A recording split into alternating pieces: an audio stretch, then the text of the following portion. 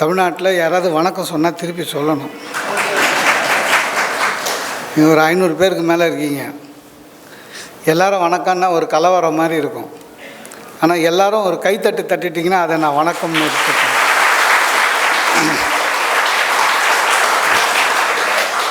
இப்போல்லாம் பேச்சாளர்களுக்கு பாருங்கள், கைத்தட்டு வாங்கிறதுக்கு என்னெல்லாம் பேசுகிறதா இருக்குது பாருங்கள்.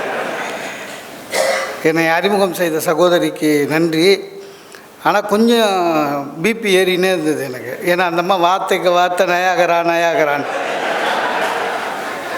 நான் சொல்கிறது இல்லை. அதை முத்துராமன் ஐயா ரொம்ப அற்புதமானவர். அதான் அந்த தொழிலதிபருக்கான அந்த கண்ணோட்டம். என்னை கூப்பிட்ருக்கீங்க, எதுக்குன்னு தெரியும், உதவி செய்கிறேன். அந்த நல்ல உள்ளத்துக்கு ஒரு கைத்தட்டு கொடுங்க. ஆனால் அவர் உதவி செஞ்சால் இந்த சாதாரண உதவிலாம் செய்ய மாட்டார். சொந்தமாக கட்டடம் கட்டிக்கோன்னுவார், எல்லாம் நான் பார்த்துக்கிறேன், என்ன செலவானாலும் பார்த்துக்கிறேன், அது மாதிரி சொல்லுவார். அப்புறம் சொன்னார் கூட்டம் குறைவுன்னு. சார், ஒரு மாத கூட்டத்துக்கு இது ரொம்ப அதிகம், எனக்கு தெரியும். அதுலேயும் கோவை மக்கள் நல்ல ரசிகர்கள். அதனால தான் கோவையில் பேசுறதுனால எனக்கு எப்போவுமே கொஞ்சம் மகிழ்ச்சியாக இருக்கும். ஏன்னா நல்லா ரசிப்பீங்க. சில இடத்துல நம்மளை கூப்பிட்டுட்டு முன் வரிசையில் உட்காந்து நம்மளே உத்து பார்ப்பான். நமக்கு பயமாக இருக்கும், பட்டன் கிட்டன் போடாமல் வந்துட்டோமோ, ஏன் இந்த மாதிரி பார்க்குறேன். சில பேர் கவனிக்க மாட்டாங்க. பேச ஆரம்பித்து 10வது நிமிஷம் செல்ஃபோன் எடுத்துருவாப்புல. நான் ஒரு டெக்னிக் வச்சுருக்கேன். எப்படின்னா அதுமாதிரி ஆகிடுச்சு, வேறு வழி கிடையாது. இப்போல்லாம் எங்கே பேசினாலும் அந்த முதல் வரிசையில் உட்காந்துக்கிற நல்லவங்க மாதிரி இருப்பாங்கல்ல, அதில் ஒரு 3 பேரை கண்ணிலே பிடிச்சிடுவேன். என் ஐ கான்டாக்ட்லேயே இருப்பாங்க, தப்பிக்கவே முடியாது. ஏன்னா மீதி பேர் எப்படி இருந்தாலும் கவலை இல்லை, அவங்கள பார்த்தே பேசின்னு இருப்பேன். அதுலேயும் சிக்கல் வரும். ஒருத்தர் பார்த்தார், அவர் என்னோட புத்திசாலி, என்ன நம்மளே பார்க்குறான்னு செல்ஃபோன் எடுத்துட்டார். எடுத்து அவர் பாட்டு முடிகிற வரையும் சார் 1 ஹவர் பேசுகிறேன், 1 ஹவரும் அவர் அப்படியே பண்ணிட்டு இருந்தார். டென்ஷன் ஆகிட்டேன். முடிஞ்சவொடனே கீழே போயிட்டு அவர் வெளில போகிறாரு. பிடிச்சேன். சார், உங்கள் செல்ஃபோன் நீங்கள் எப்போ வேணாலும் யூஸ் பண்ணலாம், தப்பு இல்லை. ஆனால் முதல் வரிசையில் உட்காந்து நீங்கள் அந்த மாதிரி பண்ணும்போது பேசுறதுக்கு எனக்கு கஷ்டமாக இருக்குது, டிஸ்ட்ராக்ஷன் ஆகுது அப்படின்னா. ஏன் அந்த மாதிரி பண்ணீங்கன்னா, சார் நான் சார் தப்பாக நினைக்கிறீங்க, வாட்ஸ்அப்பில் உங்கள் பேச்சு தான் சார் கேட்டுருந்தேன். நான் தான் நேராக நின்று பேசினுக்கிறேன். அதை விட என்னென்னா, ஆனால் இதில் நல்லா பேசுனீங்க சார். நம்ம ரசிகர்களை குறைய சொல்ல முடியாது சார். ஒவ்வொருத்தரும் ஒவ்வொரு உலகத்தில் இருப்பாங்க. இறங்கினோன்னு ஒருத்தர் என்ன கேட்டார் ஒரு மீட்டிங்கில், ஒரு பட்டிமன்றத்தில், உங்கள் அப்பாவும் பட்டிமன்றம் பேசுவாரா அப்படின்னு. அதை எதை கேட்கணுமேனு. நாங்கள் என்ன சித்த வைத்தியசாலையை நடத்துகிறோம். தகப்பனார், பாட்டனார், முப்பாட்டனார் எல்லா படமும் வச்சுது. ஒரு பக்தியாக பேசி ரொம்ப நாள் ஆச்சுன்னு ஒரு கோயிலில் பேசினேன் சார். திருவாசகம் படிச்சுட்டு போனேன். அங்கே போய் ஏமாற்ற முடியாது. அதுலேயும் 7 நாள் திருவாசகம் நான் ப்ரிப்பேர் பண்ணிவிட்டு போனேன். என் ஃபஸ்ட்டு அட்டம்ப்ட்டு திருவாசகம் சொல்கிறது. ப்ளஸில் சிவன் கோயில் போனேன். முதல் நாள் 30 பேர் தான் வந்திருந்தாங்க. மொத்தமே 30 பேர் தான், 100 சேர் போட்டுருந்தான். திருவாசகம் சொல்ல ஆரம்பித்த 10வது நிமிஷம் ஒரு லேடி, பாட்டிமா, ஒரு 70 இருக்கும் வயசு, நேராக முதல் வரிசையில் உட்காந்துரு. சரி, உள்ளூர்காரங்க போல் இருக்குதுன்னு பேசினேன். நம்ப மாட்டேங்க சார், ஒரு 2 பாட்டு சொன்ன பிறகு திருவாசகத்தில் அந்த அம்மா பார்க்குறேன், அழுவுது. எனக்கே ரொம்ப சந்தோஷமாயிடுச்சு. திருவாசகத்துக்கு உருகார், ஒரு வாசத்துக்கு முருகார். அதுவும் நான் திருவாசகம் சொல்லி அதை கேட்ட ஒருத்தருக்கு கண்ணீர் வருதுன்னா, வள்ளலாரை விட அதிகமாக மகிழ்ச்சி அடைஞ்சவன் நான் தான். பார்க்குறேன், அழுவுது. எல்லோரும் அதை வேடிக்கை பார்க்குறேன். நம்மளை விட்டாங்க. யாராவது திடீர்னு அழுதாக்கா அவங்களே பார்ப்பாங்க தெரியுமா. அழுவுது. இன்று இத்துடன் நிறைவு பெறுகிறதுன்னு சொன்னோன்னே எழுந்து விறுவிறுன்னு போயிடுச்சு. அடுத்த நாள் அதே மாதிரி தொடங்கின 5வது நிமிஷம் வந்தது. முதல் வரிசையில் உட்காரோம், 5 நிமிஷத்தில் ஆட ஆரம்பிக்கும், போயிடும். 6 நாள் ஆயிடுச்சு சார். 7வது நாள் கடைசி. எனக்கு முதல் நாள் வந்த 30 பேர் அவங்க போய் கூட்டின்னு வந்து ஒரு 100 பேருக்கு நிறைஞ்சிச்சு. அது மகிழ்ச்சி. ஆனால் எனக்கு ஒரே ஒரு கவலை, இந்த பாட்டிமா அழுவுறது. ஏன் தான் அழுவுது அப்படின்னு. அன்றைக்கி என்ன பண்ணேன், பேச ஆரம்பிக்கும் போது உட்காந்து நிறுத்திட்டேன்.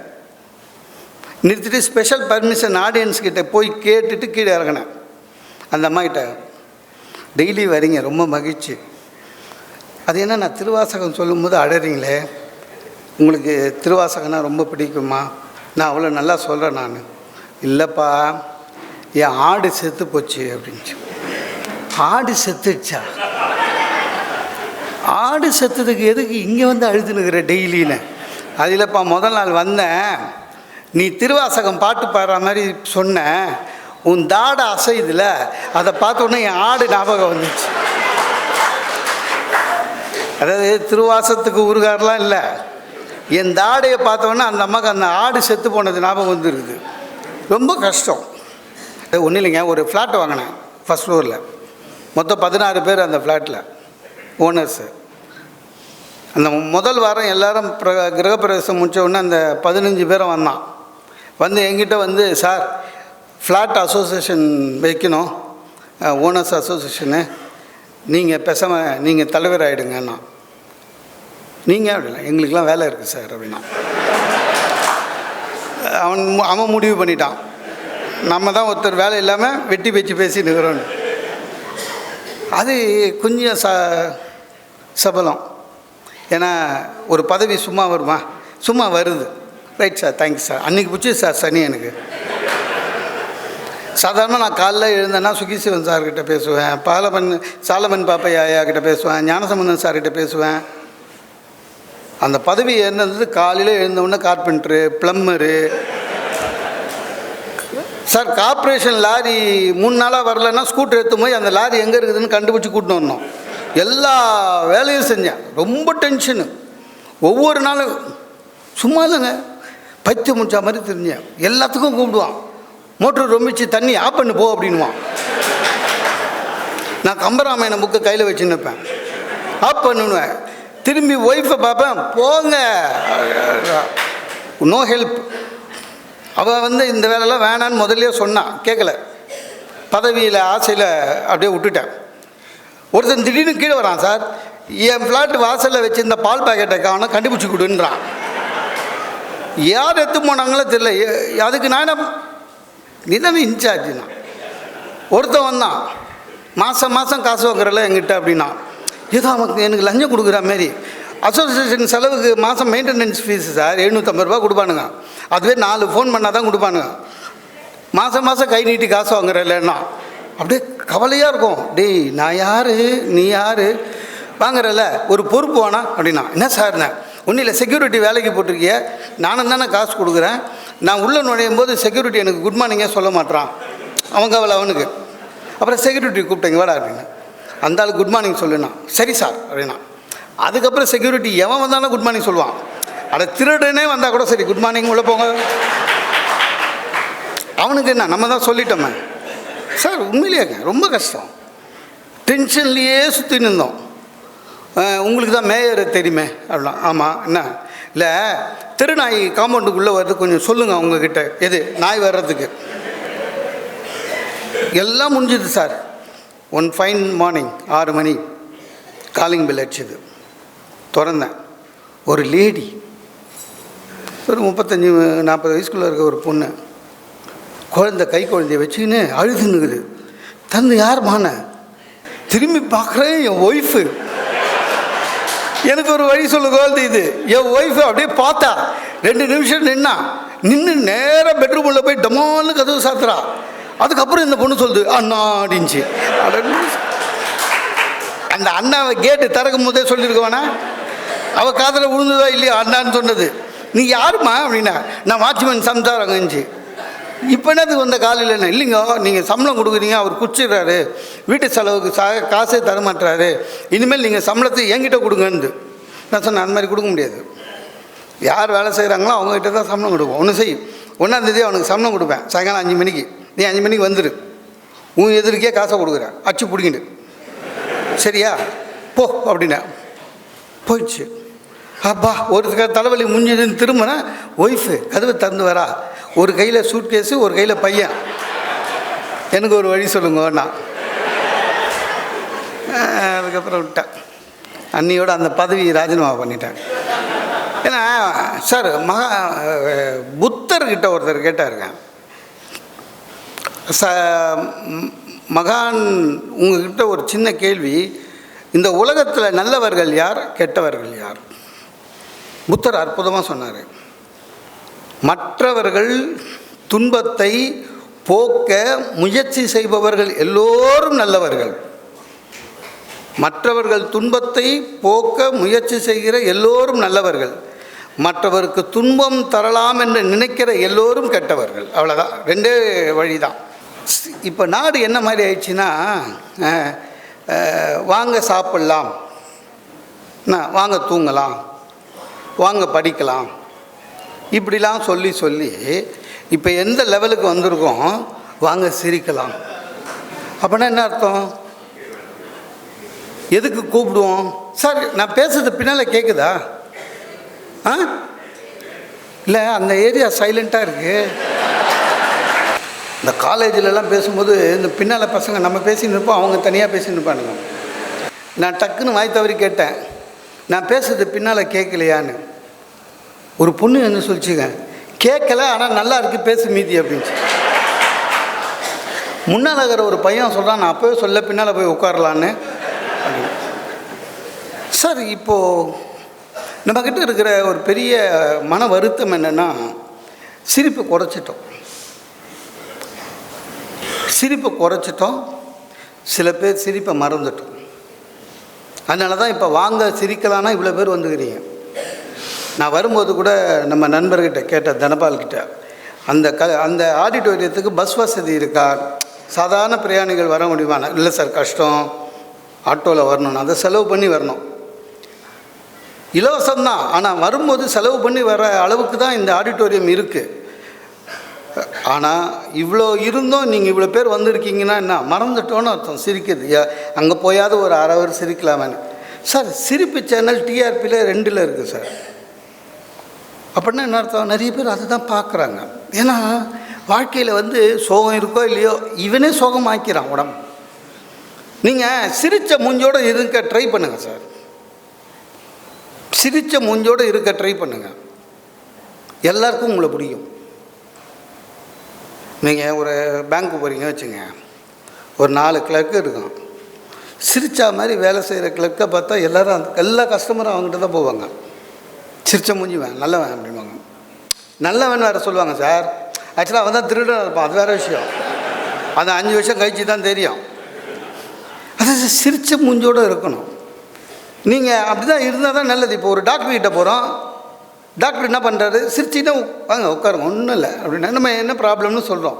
சொன்ன பிறகும் ஒன்றும் இல்லை, இப்போ எல்லாருக்கும் வருது, குணமாக்கிடலாம் அப்படின்னு சிரிச்சா மாதிரி சொன்னால் தான் வரவனுக்கு வருத்தம் இல்லாமல் இருக்கும். இப்போ பேஷண்ட் வந்து உட்கார்ந்தவுடனே அவனையும் உம்முன்னு பார்த்துருந்தாரு வச்சுக்கோ, அவன் பயப்படுவான், தலைவன் கிட்னிக்கு ட்ரை பண்ணுறான் போல இருக்குன்னு. இப்போ சிரிப்பை என்ன பண்ணிட்டோங்க, மரபாக மாற்றிட்டோம். நம்ம தான் எல்லாமே சிரிப்புனாலே அது மரபாயிடுச்சு. என்ன மரபு? யார்கிட்ட எவ்வளோ சிரிக்கலாம், நம்ம மூளை நமக்கு உள்ளே ஃபீட் பண்ணி வச்சுருக்கோம். ஃப்ரெண்டு நல்லா சிரிக்கலாம், அப்பா சிரிக்கக்கூடாது, அம்மா லைட்டாக சிரிக்கலாம், ஒய்ஃபு ஜாகிரதையாக சிரிக்கணும், இல்லை மேனேஜர் வேறு வழி இல்லை சிரிக்கணும், எம்டி வழியே இல்லை தலையை ஆட்டினே சிரிக்கணும். ஆயிடுச்சு, எல்லார்கிட்டையும் அது மாதிரி ஆயிடுச்சு. இயல்பு போயிடுச்சு. இயல்பு போனவுடனே சிரிப்பை மறந்துட்டோம். சார் இதில் என்ன பிரச்சனைனா, கலகலன்னு சிரிக்காமல் போய் என்னாச்சு, மரபாக மாறினவுடனே இயற்கையாக சிரிக்கிறவனே மாட்டிக்கிறான். ஒரு ஆள் பொண்ணுக்கு கல்யாணம் பண்ணி கொடுத்துட்டார் சார். கல்யாணம் முடிஞ்சு அடுத்த நாள் மாப்பிள்ளை வீட்டுக்கு வந்துட்டான் சாப்பிட்டு போகிறதுக்கு. அந்த ஆள் பொண்ணோட அப்பா வாசலில் நிற்கிறாரு. ஒரு பிச்சைக்காரன் போகிறான், சாமி எதாவது இருந்தால் போடுங்க அப்படின்றான். அவர் பொண்ணுக்கு அப்பா என்ன பண்ணிட்டார், இருந்ததெல்லாம் நேற்று தான் ஒருத்தனுக்கு போட்டேன்னாரு. மாப்பிள்ளை காதில் விழுந்துச்சு சார். நியாயமாக சிரிக்கணும்ல, நியாயமாக கோச்சிக்கணும்ல, இல்லைங்க சிரிக்கிறான். ஏன்? சொன்ன விதம் நகைச்சுவை. ஒரு புக்கோட சில்வர் ஜூப்ளி 1 ஹவர் பேசினேன், நல்லா இருந்தது. ஃபுல்லாக ஒரு 3000 பேர் தான். ரொம்ப மகிழ்ச்சியாக. நான் எப்போவுமே சிட்டி உள்ள ஏதாவது விழா நடந்தால் டூ வீலர் ஆக்டிவாக வச்சுருக்கேன், டூ வீலரில் தான் போவேன். அந்த நிறுவனம் என்ன பண்ணாங்க சார், எனக்கு கொடுக்குற பேமெண்ட்டோட ஒரு கிஃப்ட் கொடுத்தாங்க. அதையும் வாங்கின்னு பார்க்கிங் வந்து அந்த கிஃப்ட்டை ஸ்கூட்டருக்கு முன்னால் வச்சு ஸ்டார்ட் பண்ண போகிறேன். ஒரு ஆள் திடீர்னு ஓடி இருந்தார். சார் சார் சார் இருங்க, இந்த மாதிரி சில நண்பர்கள் இருக்காங்க, கிட்ட வந்து நல்லா பேசுனீங்க, ரொம்ப சந்தோஷம், ஒரு செல்ஃபி எடுத்துக்கலாம், அதான் எதாவது சொல்லுவாங்க. இவர் வந்தார். வந்து சார்,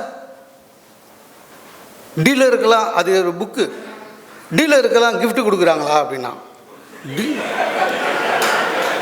டீலருக்கா? அவன் என்ன மயிலாப்பூர் டீலர் நினச்சினுக்கிறான் சார், அந்த புக்கோட டீலர் நினச்சினுக்கிறான். டீலருக்கெல்லாம் புக்கு கொடுக்குறாங்க வேணாம் இல்லையேன்னு. அப்போ உனக்கு கொடுத்துருக்காங்க? நான் பேசினேன் கொடுத்தாங்கன்னு. யார்கிட்ட பேசினேன் அப்படின்னு அவன் என்ன நினச்சிக்கிட்டான், நான் டீலர் தான், யாரோ ஆர்கனைசர் உள்ளே தெரிஞ்சு அவங்ககிட்ட பேசி வாங்கிட்டு வந்துட்டுக்கிறேன்.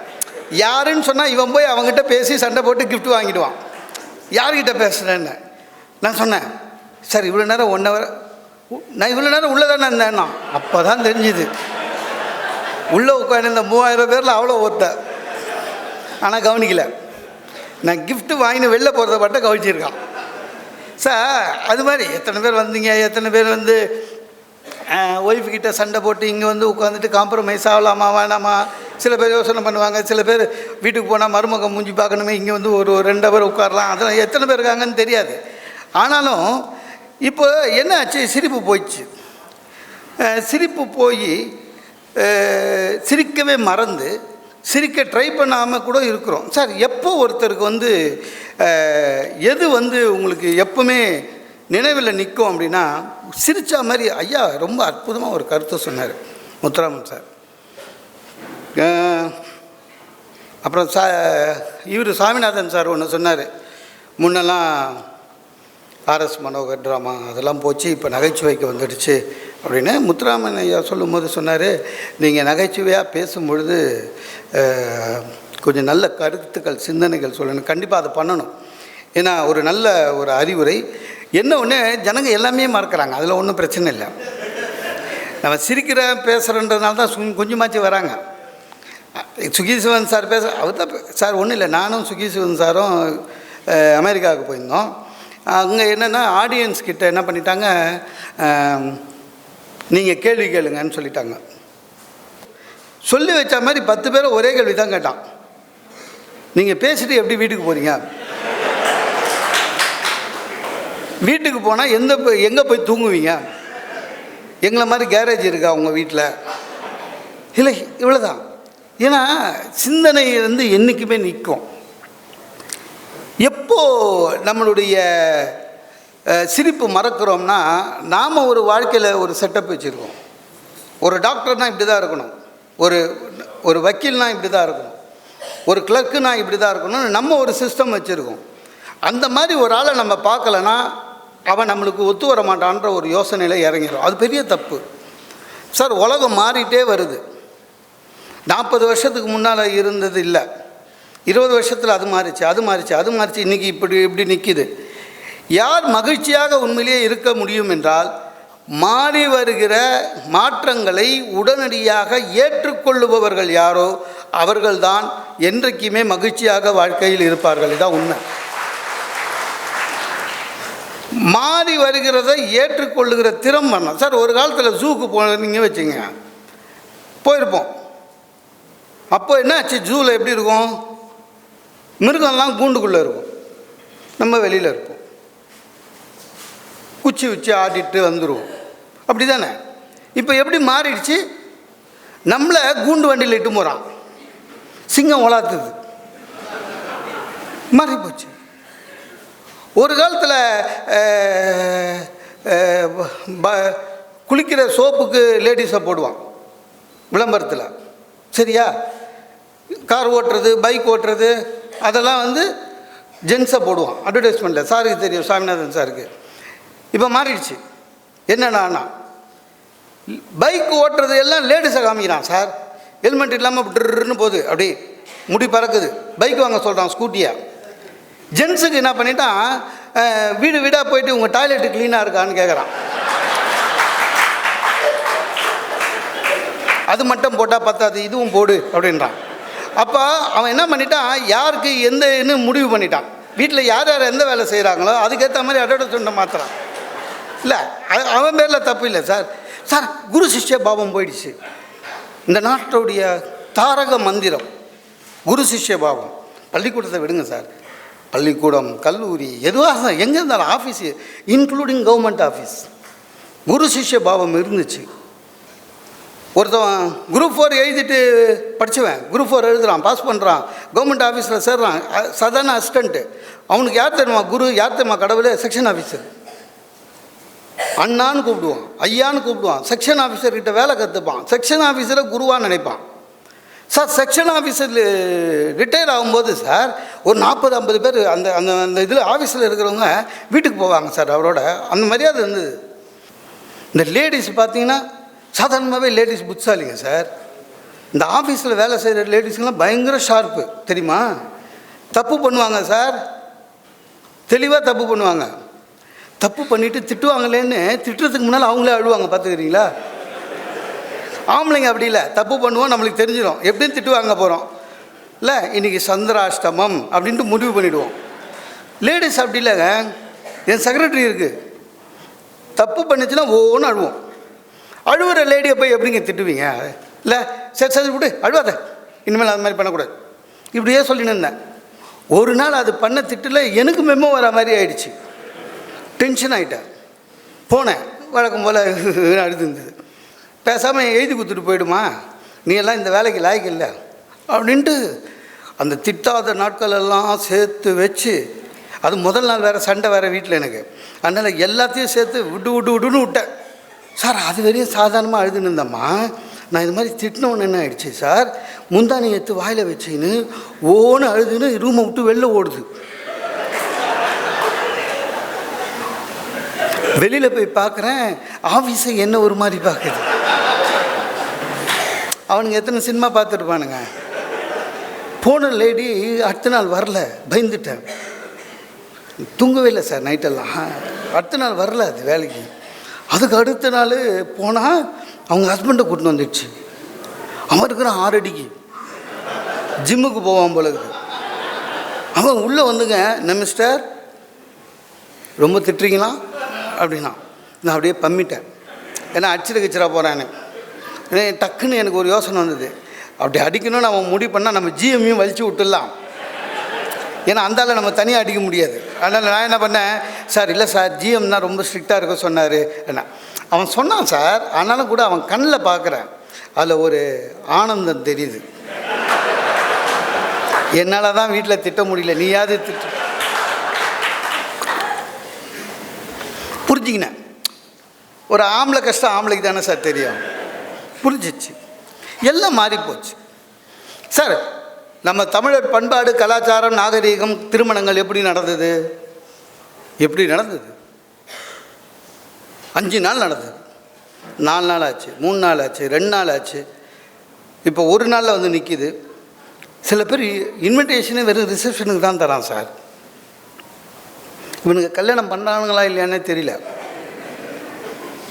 ஒரு காலத்தில் கல்யாண மண்டபத்துக்கு போனால் பொண்ணுக்கு அப்பாவும் பிள்ளைக்கு அப்பாவும் வாசலில் நிற்பான், வாங்க வணக்கம், வீட்டில் கூட்டணும் இல்லையா, போய் டிஃபன் சாப்பிடுங்க முதல்ல, அதெல்லாம் சொல்லுவாங்க. இப்போ கிடையவே கிடையாது சார், எவனுமே கிடையாது. வான்னு சொல்கிறதுக்கு ஒரு நாதி இல்லை. எல்லா கல்யாண மண்டபம் வாசலும் காலியாக இருக்குது. உள்ளே போனால் ஒரு பொம்மையை வச்சுட்டு போயிடறான் சார், அது வணக்கம் வணக்கம்னு. இந்த மொய் எழுதாதவன், செருப்பு திருட வந்தவன், எவன் வந்தாலும் சரி வணக்கம் தான். ஒரு காலத்தில் ரிசப்ஷனில், கல்யாண மண்டப ரிசப்ஷனில் பார்த்தீங்கன்னா இந்த டீனேஜில் இருக்கிற கேர்ள்ஸுக்கு பட்டு பாவாடை தாவணி கட்டி சந்தனம், பன்னீர் சொம்பு அதெல்லாம் வச்சுருப்பாங்க. இப்போ அதுவும் எடுத்துட்டான்.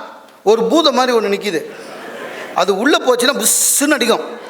அது மட்டமான உள்ளே இருக்கிற பன்னீர் மட்டமாக ஏற்கனவே வெந்து நுந்து நூலாக போயிருக்கோமா, வேர்வை நாத்தம், அந்த மட்டமான பன்னீர் நாத்தம், இட் ஸ்டிங்ஸ். அப்படியே தான் உள்ளே போகணும்.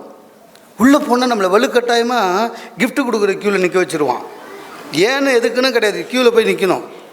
ஒரு வெல்கம் ட்ரிங்க்னு ஒன்று கொடுக்குறான் சார், தயவு செஞ்சு இங்கே இருக்கவங்க அதை குடிக்காதீங்க, அதை வாங்கி வச்சுருக்கேன். அந்த வெல்கம் ட்ரிங்க்கு கப்பு செஞ்சவனுக்கு ஒரு கின்னஸ் ரெக்கார்டு அது. ஆக்சுவலாக அவனுக்கு ஒரு அவார்டு தரணும். இத்தினுண்டுங்க, எப்படி தான் செய்கிறானுங்கன்னு தெரியல. எட்டி பார்க்கறதுக்குள்ளே தீர்ந்து போயிடும். அதுலேயே முக்கால் தான் கொடுப்பான். அதை குடிச்சிங்க வச்சுங்க, 2 நிமிஷம் உங்கள் சுகரு 500க்கு போகும். வெறும் தண்ணி, சக்கரை தண்ணி. அந்த க்யூவில் நிற்கணும். க்யூவில் நிற்கிறதுனா நமக்கு பிடிக்குமா சார்? இந்தியனாக இருந்துட்டு தமிழனாக இருந்தால் ஏதாவது க்யூவில் நிற்க பிடிக்குமா? ஏதாவது இலவசமாக தராங்கன்னா நின்று தொலைக்கலாம் சார். விலை இல்லை விசிடி ஏதாவது தந்தானா நிற்கலாம்.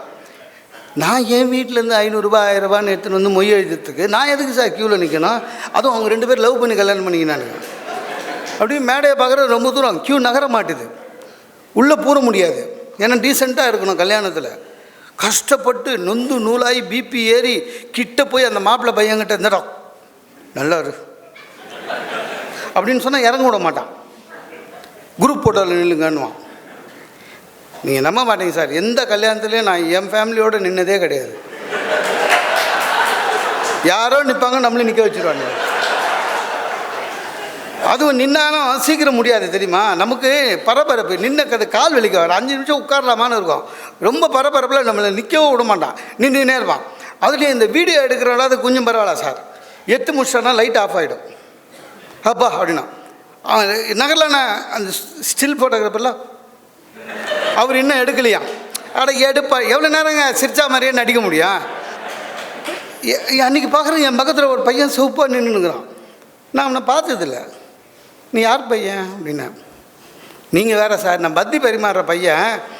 9 மணியோட பந்தி நிறுத்தலாமான்னு கேட்க வந்தேன், என்னையும் குரூப் போட்டோவில் நிற்க வச்சுட்டாங்க.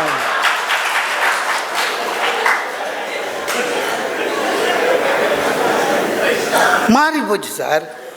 சார் கல்யாணங்கள் மாறி போச்சுங்க. கல்யாணத்தில் பந்தி போட்டு சாப்பாடே மாறி போச்சு. இப்போது முன்னெல்லாம் பந்தி போடுவான், போய் உட்காந்தா பொண்ணுக்கு அப்பாவும் பிள்ளைக்கு அப்பாவும் விசாரிப்பாங்க சார், என்ன வேணும்னு கேட்பாங்க, வேணுங்கிறத வாங்கி வச்சுப்பாங்க.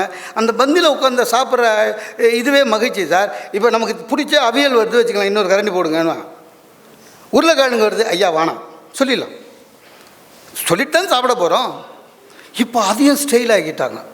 சில கல்யாணம்லாம் பஃபே நடக்குது. 1000 சொல்லுங்கள் சார், நம்ம பந்தியில் உட்காந்து சாப்பிட்ற அந்த மகிழ்ச்சி பஃபேயில் இருக்காது. எனக்கு என்னமோ பிடிக்கல. சில பேர் அது வந்து ரொம்ப ரொம்ப ஹை ஸ்டைலு, அதெல்லாம் யூரோப்புக்கு. அங்கே வந்து அவனுக்கு எது பிடிக்குதோ அதை மட்டும் லைட்டாக எடுத்துப்பான். நம்மளை மாதிரி வழித்து சாப்பிட்றவங்களுக்கு அதெல்லாம் ஒத்து வராது. அது இல்லாமங்க, அந்த பீங்கான் தட்டே 1.25 கிலோக்குதுங்க. அதை எடுத்து கையில் வச்சுன்னு க்யூவில் நிற்கும் போதில் ஏதோ க்யூவில் நிற்கிற மாதிரியே ஒரு நீங்கள் நம்ம ஆளுங்க ஒருத்தங்க அந்த பஃபே போயிட்டு அதை எடுத்துகிட்டு வரும்போது அவன் தட்டை பாருங்கள், உங்களுக்கு சாப்பாடே பிடிக்காது. குலோப் ஜாமுனை வந்து அவியல் நடுவில் போட்டு வச்சுருவான். அது எப்படி தான் தூக்குறானுங்களோ தெரியல சார். சாப்பாடு வெயிட்டே ஒரு 5 கிலோக்கு போட்டுன்னு வருவான் சார். டேய் உனக்கு தான் எப்போ வேணாலும் எடுத்துக்கலான்னு சொல்லியிருக்காங்கல்ல. நம்மளோட குணம் அது, உட்காந்து சாப்பிட்ணும். 5 கிலோ. ஆனால் சில பேர் இருக்கான் சார், இதுலேயே பிஹெச்டி பண்ணவன் பஃபேல, கடவுள் மாதிரி சார், எல்லா இடத்துலையும் தெரிவான். நம்ம எடுத்துன்னு வர்றதுக்குள்ளே எல்லாம் முடிச்சுட்டு ஐஸ்கிரீமுக்கு வந்துடுவான். அன்றைக்கி ஒரு ரிசப்ஷன் போகிறேன், நான் ஒய்ஃபு பையன் போனோம், பஃபே வச்சுட்டான். டென்ஷன் ஆகிட்டேன். தனியாக போனால் கூட சாப்பிடாம வந்துடலாம்.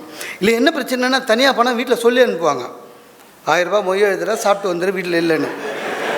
வீட்டோட வேறு போயிட்டோமா, ஒன்றும் பண்ண முடியாது.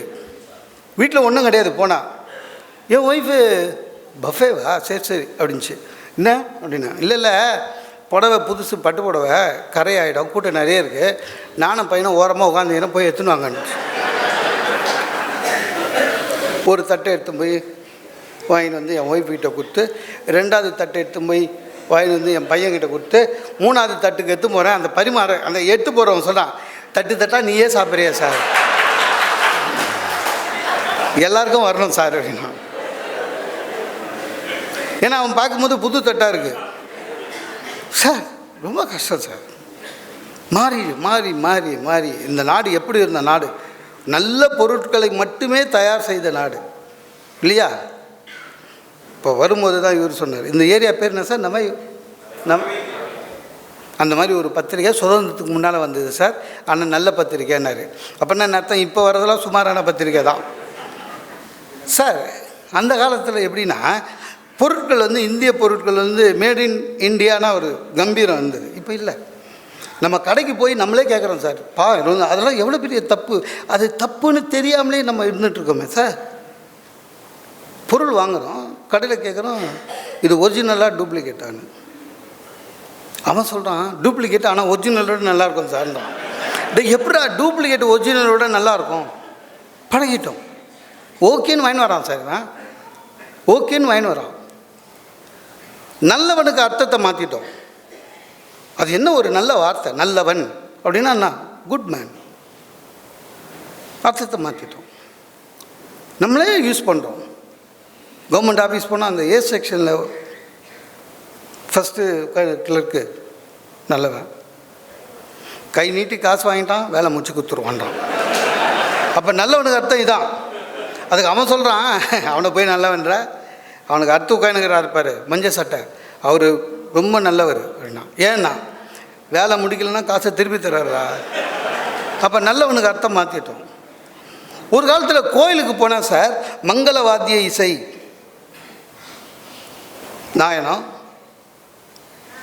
அது வந்து பார்த்திங்கன்னா ஏன் வச்சோம் மங்களவாத்திய இசைனா, அது வாசிக்க ஆரம்பித்தோன்னா அது மங்களம். உங்களுக்கு இந்த நூற்றாண்டில் கண்டுபிடித்த மின்சாரம் போய்விட்டால் கூட அந்த சத்தம் போகாது. மனசுக்குள்ளே சாமியை நினச்சி அந்த சத்தத்திலேயே இறைவனோட அருளை பெறலாம். இப்போ அதுவும் குறைஞ்சி போச்சு. இப்போ கோயிலில் ட்ரம்ஸ் வச்சுருக்கான்.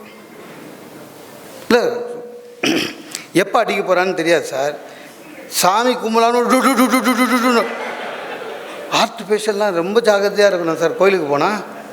அன்றைக்கி எங்கள் 3வது தெருவில் ஒரு கோயிலில் ட்ரம்ஸ் வச்சுருந்தான். நைட்டு 12 மணிக்கு இதாகிடுச்சு, எலக்ட்ரிக் சர்க்யூட் ஏதோ ஆகி தனியாக அடிக்க ஆரம்பிச்சிச்சு. நைட்டு 12 மணிக்கு எல்லாம் வந்துட்டான். கோயிலுக்கு பூட்டி இருக்கு, என்ன பண்ணுறதுன்னு தெரியல. ஸ்டேஷனுக்கு சொல்லிட்டோம். அதில் கூட்டத்தில் ஒருத்தர் சொல்கிறாரு, தர்மகர்த்தாவை கூப்பிடு, அவர் தான் பூட்டு உடைக்குது கில்லாடி அப்படின்னா. நிறைய பேர் எப்பவுமே வாழ்க்கையில் இன்பமாக இருக்கணுன்றான், எப்பவுமே சந்தோஷமாக இருக்கும். முடியாதுங்க, கஷ்டம். துன்பமே வரக்கூடாது, முடியாது. ஒரு 4 நாள் ஜுரம் அடிச்சதுனால ஃபீவர் வந்துச்சு, ஃபீவர் வரும். மனுஷன்னா ஃபீவர் வரும், உடம்பு சரியில்லைன்னு வரும், ஒரு ஆப்ரேஷன் செய்ய வேண்டி வரும். ஆப்ரேஷனில் ஒரு கிட்னி போனாலும் ஆச்சரியப்படக்கூடாது. எதுவாக இருந்தாலும் சரி, எல்லாம் நடக்கும். எதுவாக இருந்தாலும் நடக்குன்றது முடிவாக இருக்கணும். எல்லாமே இன்பமாக இருக்கணுன்றது கஷ்டம்.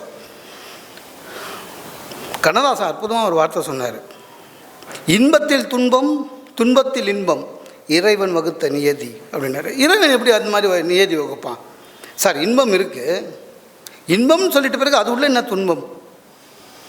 சரி, துன்பம்னு சொன்ன பிறகு அது உள்ள என்ன இன்பம்?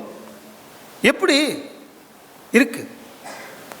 நான் என் வாழ்க்கையில் நடந்த உதாரணம் சொல்கிறேன் சார். நீங்கள் இப்போ இங்கேருந்து சென்னைக்கு போகிறீங்க, எப்படி எது போகிறது சௌகரியம்? காரில் போகலாம், ட்ரெயினில் போகலாம், பஸ்ஸில் போகலாம், ஃப்ளைட்டில் போகலாம். எல்லாத்த விட இந்த ஃப்ளைட்டில் போகிறதுன்றது ஒரு கம்ஃபர்டபுள், ஒரு ப்ரெஸ்டீஜ், ஒரு கௌரவம், ஒரு பந்தா, எதுவாக இருக்கட்டும். ஃப்ளைட்டில் போனால் நேரம் கம்மி, சீக்கிரம் வேலை முடிச்சுட்டு காலையில் போயிட்டு மெட்ராஸில் வேலை முடிச்சுட்டு திரும்பி வந்துடலாம். மெட்ராஸில் இருக்கிறவங்க காலையில் கிளம்பி வந்து கோயம்புத்தூரில் வேலை முடிச்சு சாயங்காலம் வீட்டுக்கு போயிடலாம். ஸோ அது கம்ஃபர்டபுள். பிளேனில் போகிறது இன்பம் உண்மை. ஆனால் அதில் உண்மையான இன்பம் எது தெரியுமா? நீங்கள் ஃப்ளைட்டில் எந்த இருக்கையில் உட்காந்துட்டு போகிறீங்கன்றது. 3 சீட்டு சார். இந்த நடுவில் உட்கார்றத விட நரகம் எதுவுமே இல்லை தெரியுமா? சொல்லி வச்ச மாதிரி குண்டா ஒரு ஆளுங்க இந்த பக்கம் உட்காருவான், இந்த பக்கம் ஒரு ஆள் உட்காருவான். அந்த கைப்பிடியில் நம்ம கை வைக்கிறதுக்கு சண்டை போட்டு அதுக்குள்ளே மெட்ராஸ் வந்துடும். அவன் வச்சிருப்பான், அவன் எப்போ அந்த கையை நவுத்துவான்னு பார்த்து டக்குன்னு வைக்கணும். நம்மளே மறந்து போய் தலை சொரிஞ்சேன்னா திருப்பி அவன் கை வச்சிடும். அதனால தலை மூக்கு பக்கம் நமைச்சா கூட இப்படியே வச்சுட்டு இதே நரகம். இருக்குதுலே கம்ஃபர்டபுள் சீட்டுன்னு பார்த்தா விண்டோ சைடு தான். ஏன் இந்த சென்டரில் எவன் உட்காந்தாலும் சரி நம்ம ஜன்னலில் சாஞ்சிடலாம். அதுவும் அப்ராடு போகிற ஃப்ளைட்டில் இருக்குது பாருங்கள், அதில் சென்ட்ரல் உட்கார்றது அதே கதை. சென்டர் சீட்டாவது பரவாயில்ல சார், இந்த அயில் சீட்டு இருக்குல்ல அது வந்து நரகம். அதுக்கு நீங்கள் ஃப்ளைட்டில் டாய்லெட் கிட்டே நின்றுக்கிட்டே போயிடலாம். உண்மையிலே நரகம், உண்மையிலே நரகம். சும்மா இருக்க மாட்டானுங்க சார். ஒரு அரவருக்கு ஒரு வாட்டி ஒருத்தர் எழுந்துவான், எஸ்கியூஸ் மீ அப்படின்வான். எழுந்துக்கணும். ஏன்னா நம்ம காலை இப்படியே தள்ளினா கூட போக முடியாது, எக்கனாமியில் அவ்வளோதான் இது. எழுந்துக்கணும். எழுந்து அவன் பாத்ரூம் போயிட்டு வர வரையும் நீங்கள் வெயிட் பண்ணணும். அவன் 5 நிமிஷம் ஆகும், 10 நிமிஷம் ஆகும், 15 நிமிஷம் ஆகும், 20 நிமிஷம் ஆகும். ஏன்னா நீங்கள் உட்காந்துட்டு தூக்கம் கண்டினியூ பண்ண முடியாதுங்க. திருப்பி ஒரு எஸ்கியூஸ் மீ கேட்பான், திருப்பி எழுந்துக்கணும். சில பேர் அது கூட கேட்க மாட்டான், தட்டுவான் அப்படின்வான். திருப்பியும் போய் உட்காரணும். இந்த ஓர சீட்டில் இருக்கவங்கள அவனுக்கு நம்ம தான் சர்வீஸ் பண்ணணும் தெரியுமா? இந்த ஏர் ஹோஸ்டல் சாப்பாடு எடுத்துன்னு வருவா, அவளுக்கு அந்த ஓரம் இருக்கிறவன் முடியாது, நம்மக்கிட்ட கொடுப்பா, வாங்கி கொடுக்கணும். அவன் ஐ ஹாஸ்ட் வெஜிடேரியன், ஒய் திஸ் நான் வெஜிடேரியன் யூ. ஏதோ நம்ம சர்வர் ஆட்டம் அவனுக்கும். ஏன்னா நானும் காசு கொடுத்து டிக்கெட்டு வாங்கியிருக்கேன், நீ காசு லால பிரியாளி பேசஞ்சரு சார். நம்ப மாட்டேங்க சார், குச்சி முடிச்ச விஸ்கி பாட்டில் என்கிட்ட கொடுக்குறான் சார், கொடு அப்படின்றான். அந்த கிளாஸை வாங்கி அவகிட்ட கொடுக்கணும். சில ஏர் ஹோஸ்டல் தேங்க்ஸ் சொல்லுவாங்க, சில ஹோஸ்டல் அது கூட சொல்ல மாட்டாங்க. அது என்னமோ நம்ம டியூட்டி மாதிரி வைப்பாங்க. ஐயோ ரொம்ப நரகம் சார். நான் எப்போ எந்த அப்ராடுக்கு போனாலும், சுயநலம் கூட தெரியும், எந்த அப்ராடுக்கு போனாலும் சண்டை போடுவேன் போர்டிங்கில். விண்டோ. ஏன்னா நம்ம மற்றவங்களுக்கு சிரமம் கொடுக்கலாம். Window sir. அப்ராடு போகிறது ஃப்ளைட்லன்றதெல்லாம் இன்பம், ஆனால் அது கூட அதான் பேஸ்ட், எந்த சீட்டில் பிரயாணம் பண்ணுறீங்கன்னு. ஒரு முறை லண்டன் போகும்போது 9 hours ஜேர்னி. இங்கேருந்து லண்டன் போகும்போது போர்டிங்கில் அந்த பொண்ணு சொல்லிச்சு, நோ வேக்கண்ட். இல்லை சார், எல்லோரும் வந்து ஆன்லைனில் இது பண்ணிட்டாங்க, போர்டிங் பண்ணிட்டாங்க, உங்களுக்கு சீட் இல்லை, நான் வேறு எதாவது சொல்கிறேன், வேறு எதாவது தரேன் அப்படின்னு சொல்லி அவங்க ஆஃபீஸரை கூப்பிட்டு அவங்ககிட்ட பேசி, அப்புறம் நல்ல காலம் நமக்கு தெரிஞ்ச ஒரு மூஞ்சி இருந்தது, ஹெல்ப் பண்ணிச்சு. Okay, I am giving window seat அப்படின்னாங்க. ரொம்ப தேங்க்ஸ் என்ன. உள்ளே போய் பார்த்தேன் சார், எக்கனாமிலேயே விண்டோ சீட்டு, பிரமாதமான விண்டோ சீட். அப்போ தான் அந்த சீட்டை பார்க்குறேன் நான் ஃப்ளைட்டில். பார்த்தா பக்கத்தில் எமர்ஜென்சி எக்ஸிட் விண்டோ இருக்குது, அது பக்கத்து சீட்டு சார். நம்ப மாட்டீங்க, கால் நீட்டுறதில்லை, பெட்ஷீட் போட்டு படுக்கலாம், அவ்வளோ. எக்கனாமியில் கூட அவ்வளோ இல்லை, அப்படியே ஆனந்தம். அட உண்மையிலேயே லண்டன் மகிழ்ச்சி, மகிழ்ச்சி, இன்பம் அப்படின்னு நினச்சிட்டு சாஞ்சு அப்படியே ஜாலியாக உட்காந்தேன். உட்காந்தா அந்த என்ன படம் இருக்குது எல்லாம் பார்த்துட்டு திடீர்னு ஏர் ஹோஸ்டல் கிடுகிடுன்னு வந்தான். வந்து என்கிட்ட thanks for choosing this seat அப்படின்னா. எனக்கு நியாயமாக நம்ம தானே தேங்க்ஸ் சொல்லணும். இந்த விண்டோ சீட்டுக்கு சண்டை போட்டு வந்தோமே, நம்ம தானே தேங்க்ஸ் சொன்னோம், இந்த அம்மா எதுக்கு தேங்க்ஸ் சொல்லுதுன்ட்டு எனக்கு ஒரே ஆச்சரியம். அதுக்கப்புறம் அந்த பொண்ணு சொல்லிச்சு, sir when we are flying, if anything goes wrong, you have to open this exit and jump, and you have to give space to others to jump. இன்னும் சொல்லுது, அதாவது எல்லாம் அமங்கலமாக பேசுது. இன்னும் வண்டி கிளம்பவே இல்லை. அது சொல்ல சொல்ல எனக்கு இறங்கி லெவல் ஆயிடுச்சு, மூஞ்செல்லாம் வேத்துச்சு. சார் என்ன பண்ணுறதுன்னு சொல்லுது. அப்போ வந்து நீ தான் அதை திறக்கணும், ஹெல்ப் பண்ணணும் அப்படின்ட்டு, I will teach you, you should turn in to right 1 2 3 அப்படின்ச்சு. இந்த பக்கத்தில் இருக்கிறவன் என்னை சொல்லிடான். என்னடாண்ணா சார், என் உயிரெல்லாம் உங்ககிட்ட தான் இருக்குது, ஜாகிரதையாக பார்த்துக்கோ. ஏதாவது சந்தேகம் தான் இப்போ கேட்டுங்க சார் அந்த பொண்ணுக்கிட்டலாம். சார் விண்டோ சீட் இன்போன்னு நினச்சேன் சார், ஃப்ளைட் இன்போன்னு நினச்சேன், எல்லாம் போச்சு, வேத்துடுச்சு, ஜுரம் வர மாதிரி ஆயிடுச்சு.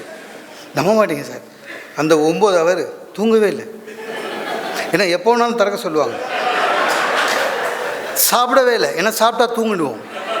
இங்கே பக்கத்தில் இருக்கிறவன் வாங்கி வாங்கி குடிக்கிறான், வாங்கி வாங்கி சாப்பிட்றான், என் மேலே படுத்துட்டு ஆனந்தமாக தூங்கிட்டான். ஐயோ, அந்த அந்த விண்டோ பக்கத்தில் மட்டும் 3 சீட்டு இல்லை சார், 2 சீட்டு தான். இவன் மட்டும்தான் பிரமாதமாக தூங்குறான். எனக்கு என்னென்னா, இந்த ஏர் ஹோஸ்டர்ஸ் இருக்காளுங்களே, இந்த ஃப்ளைட்டில் நடக்கும்போது ஸ்லோவாக நடக்க மாட்டாளுங்க, நடக்கும்போதே விறுவிறுன்னு நடப்பாங்க.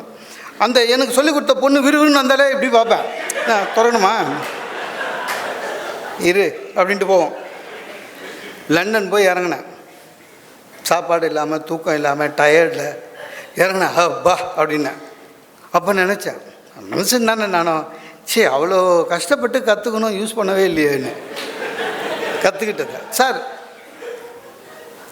ஃப்ளைட்டில் போகிறது இன்பம், ஆனால் அதுலேயும் துன்பம் இருக்குது. ஏன்னா எந்த சீட்டில் உட்காருங்கன்னு பொறுத்து, யார் பக்கத்தில் உட்காருங்கன்னு பொறுத்து. சரியா? ட்ரெயினில் வந்து லோயர் பர்த்து கிடைக்கிறதுல ரொம்ப கஷ்டம் சார், உண்மையிலேயே. நான்லாம் சாருக்கு தெரியும், நீ டிக்கெட் புக் பண்ணி கொடுத்தாரு. அவரே ட்ராவல்ஸ் வச்சு நடத்துகிறாரு. ஆனால் அவருக்கு நான் சொன்ன இன்ஸ்ட்ரக்ஷன் அவருக்கு என்ன இப்படி கேட்குறான் அவனு. ஏன்னா லோயர் பர்த், அதுலேயும் சைடு லோயர். ஏன்னா மீதி பேரை கஷ்டப்படுத்துவானா. நான் செகண்ட் ஏசியில் போகிறவன் சார். இந்த பக்கம் 4 பர்த்து, இந்த பக்கம் 2 பர்த்து. இந்த 4 பர்த்தில் என்னென்னா மீதி 3 பேர் இருப்பான். ரொம்ப கஷ்டம். இதுனா சைடு லோயரில் படுத்துட்டா முடிஞ்சு போச்சு, நம்ம மட்டும்தான் சைடு லோயர்னுவேன். இந்த தனியாக போகிறதுல ரொம்ப கஷ்டம். ட்ரெயினில் ஒரு நாள் கூட என் பர்த் சீட்டில் நான் தூங்குனதாவே சரித்திரம் இல்லை சார். அது என்னவோ சொல்லி வச்ச மாதிரி. சில பேர் என்ன பண்ணுவான் சார், நம்ம உட்காந்து சரி தூங்கலாமான்னு வந்து எக்ஸ்கியூஸ் மீனுவான். அங்கேயும் என்னண்ணா நான் ஃபேமிலியோடு வந்திருக்கேன், நான் மட்டும் நான் காசி ராமேஸ்வரமா போகிறேன், நீ ஃபேமிலியோடு வந்திருக்கேன், நான் ஃபேமிலியை விட்டுட்டு வந்துக்கிறேன். என்ன இப்போ எங்கள் மாமியாரால் மேலே ஏற முடியாது, கொஞ்சம் மேலே ஏறுறீங்களா அப்படின்னோம்.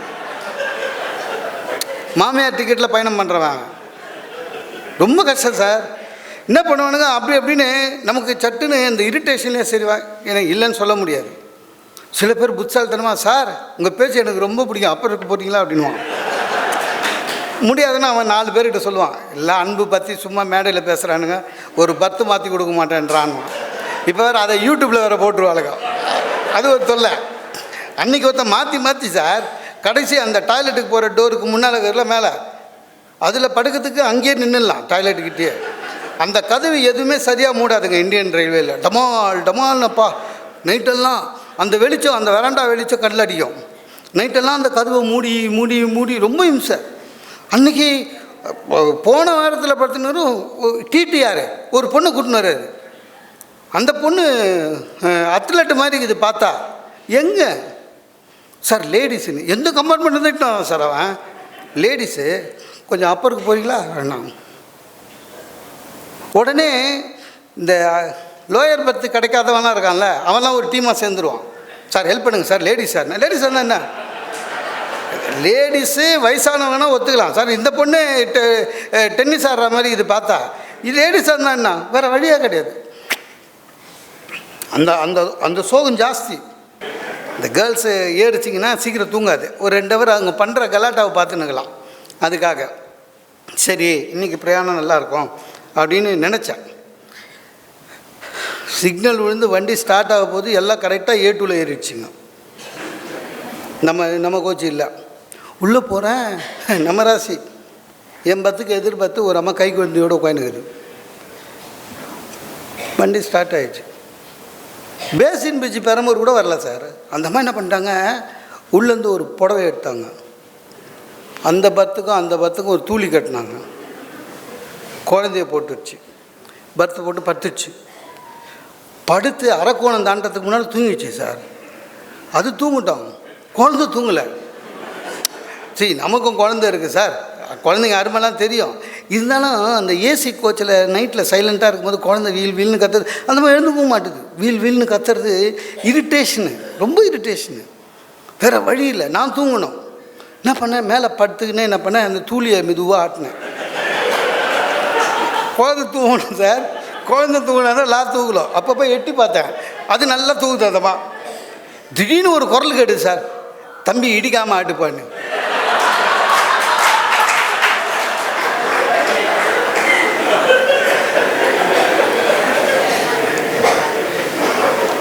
அந்த அம்மா வீட்டில் அவங்க ஹஸ்பண்ட் ஆட்டிகிட்டு பார்க்கக்கூடாது. இது வழக்கம் போல் தூங்கிடுது, வீட்டு ஞாபகத்தில் இங்கே தூங்கிடுச்சு. இடிக்காமல் ஆட்டுப்பாஞ்சி, செம்ம கோபம். கோயம்புத்தூர் வரேன், நம்ப மாட்டேங்க சார், நைட்டு ஈரோடு வரையும் ஆட்டிட்டு வந்தேன். கோயம்புத்தூரில் இறங்குச்சு அந்த அம்மா. இறங்கிட்டு குழந்தைக்கு என்ன இன்ட்ரடியூஸ் பண்ணுறது, மாமாவுக்கு தேங்க்ஸ் சொல்லு, அவர் தான் உன்னை நைட்டு ஃபுல்லாக ஆட்டினார். எனக்கு ஓங்கி அறையில் போல. அதை கூட்டும் போதுக்கு ஹஸ்பண்ட் பிளாட்ஃபாரத்தில் நின்று, சார் ரொம்ப தேங்க்ஸ் சார், ஒய்ஃப் சொன்னாங்க அப்படின்னாரு. கூட வாயா,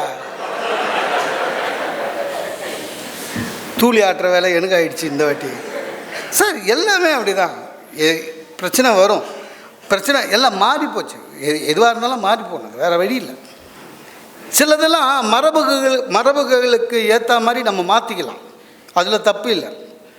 இது சார் ஒரு காலத்தில் வேட்டியும் சட்டையும் நம்ம ட்ரெஸ்ஸு, ஆண்களோட ட்ரெஸ்ஸு இல்லையா, பெண்களோட ட்ரெஸ்ஸு சேலையும் ரவிக்கையும் மாறிச்சு. என்ன பேண்ட்டு போட ஆரம்பித்தோம். ஏன்? வசதி.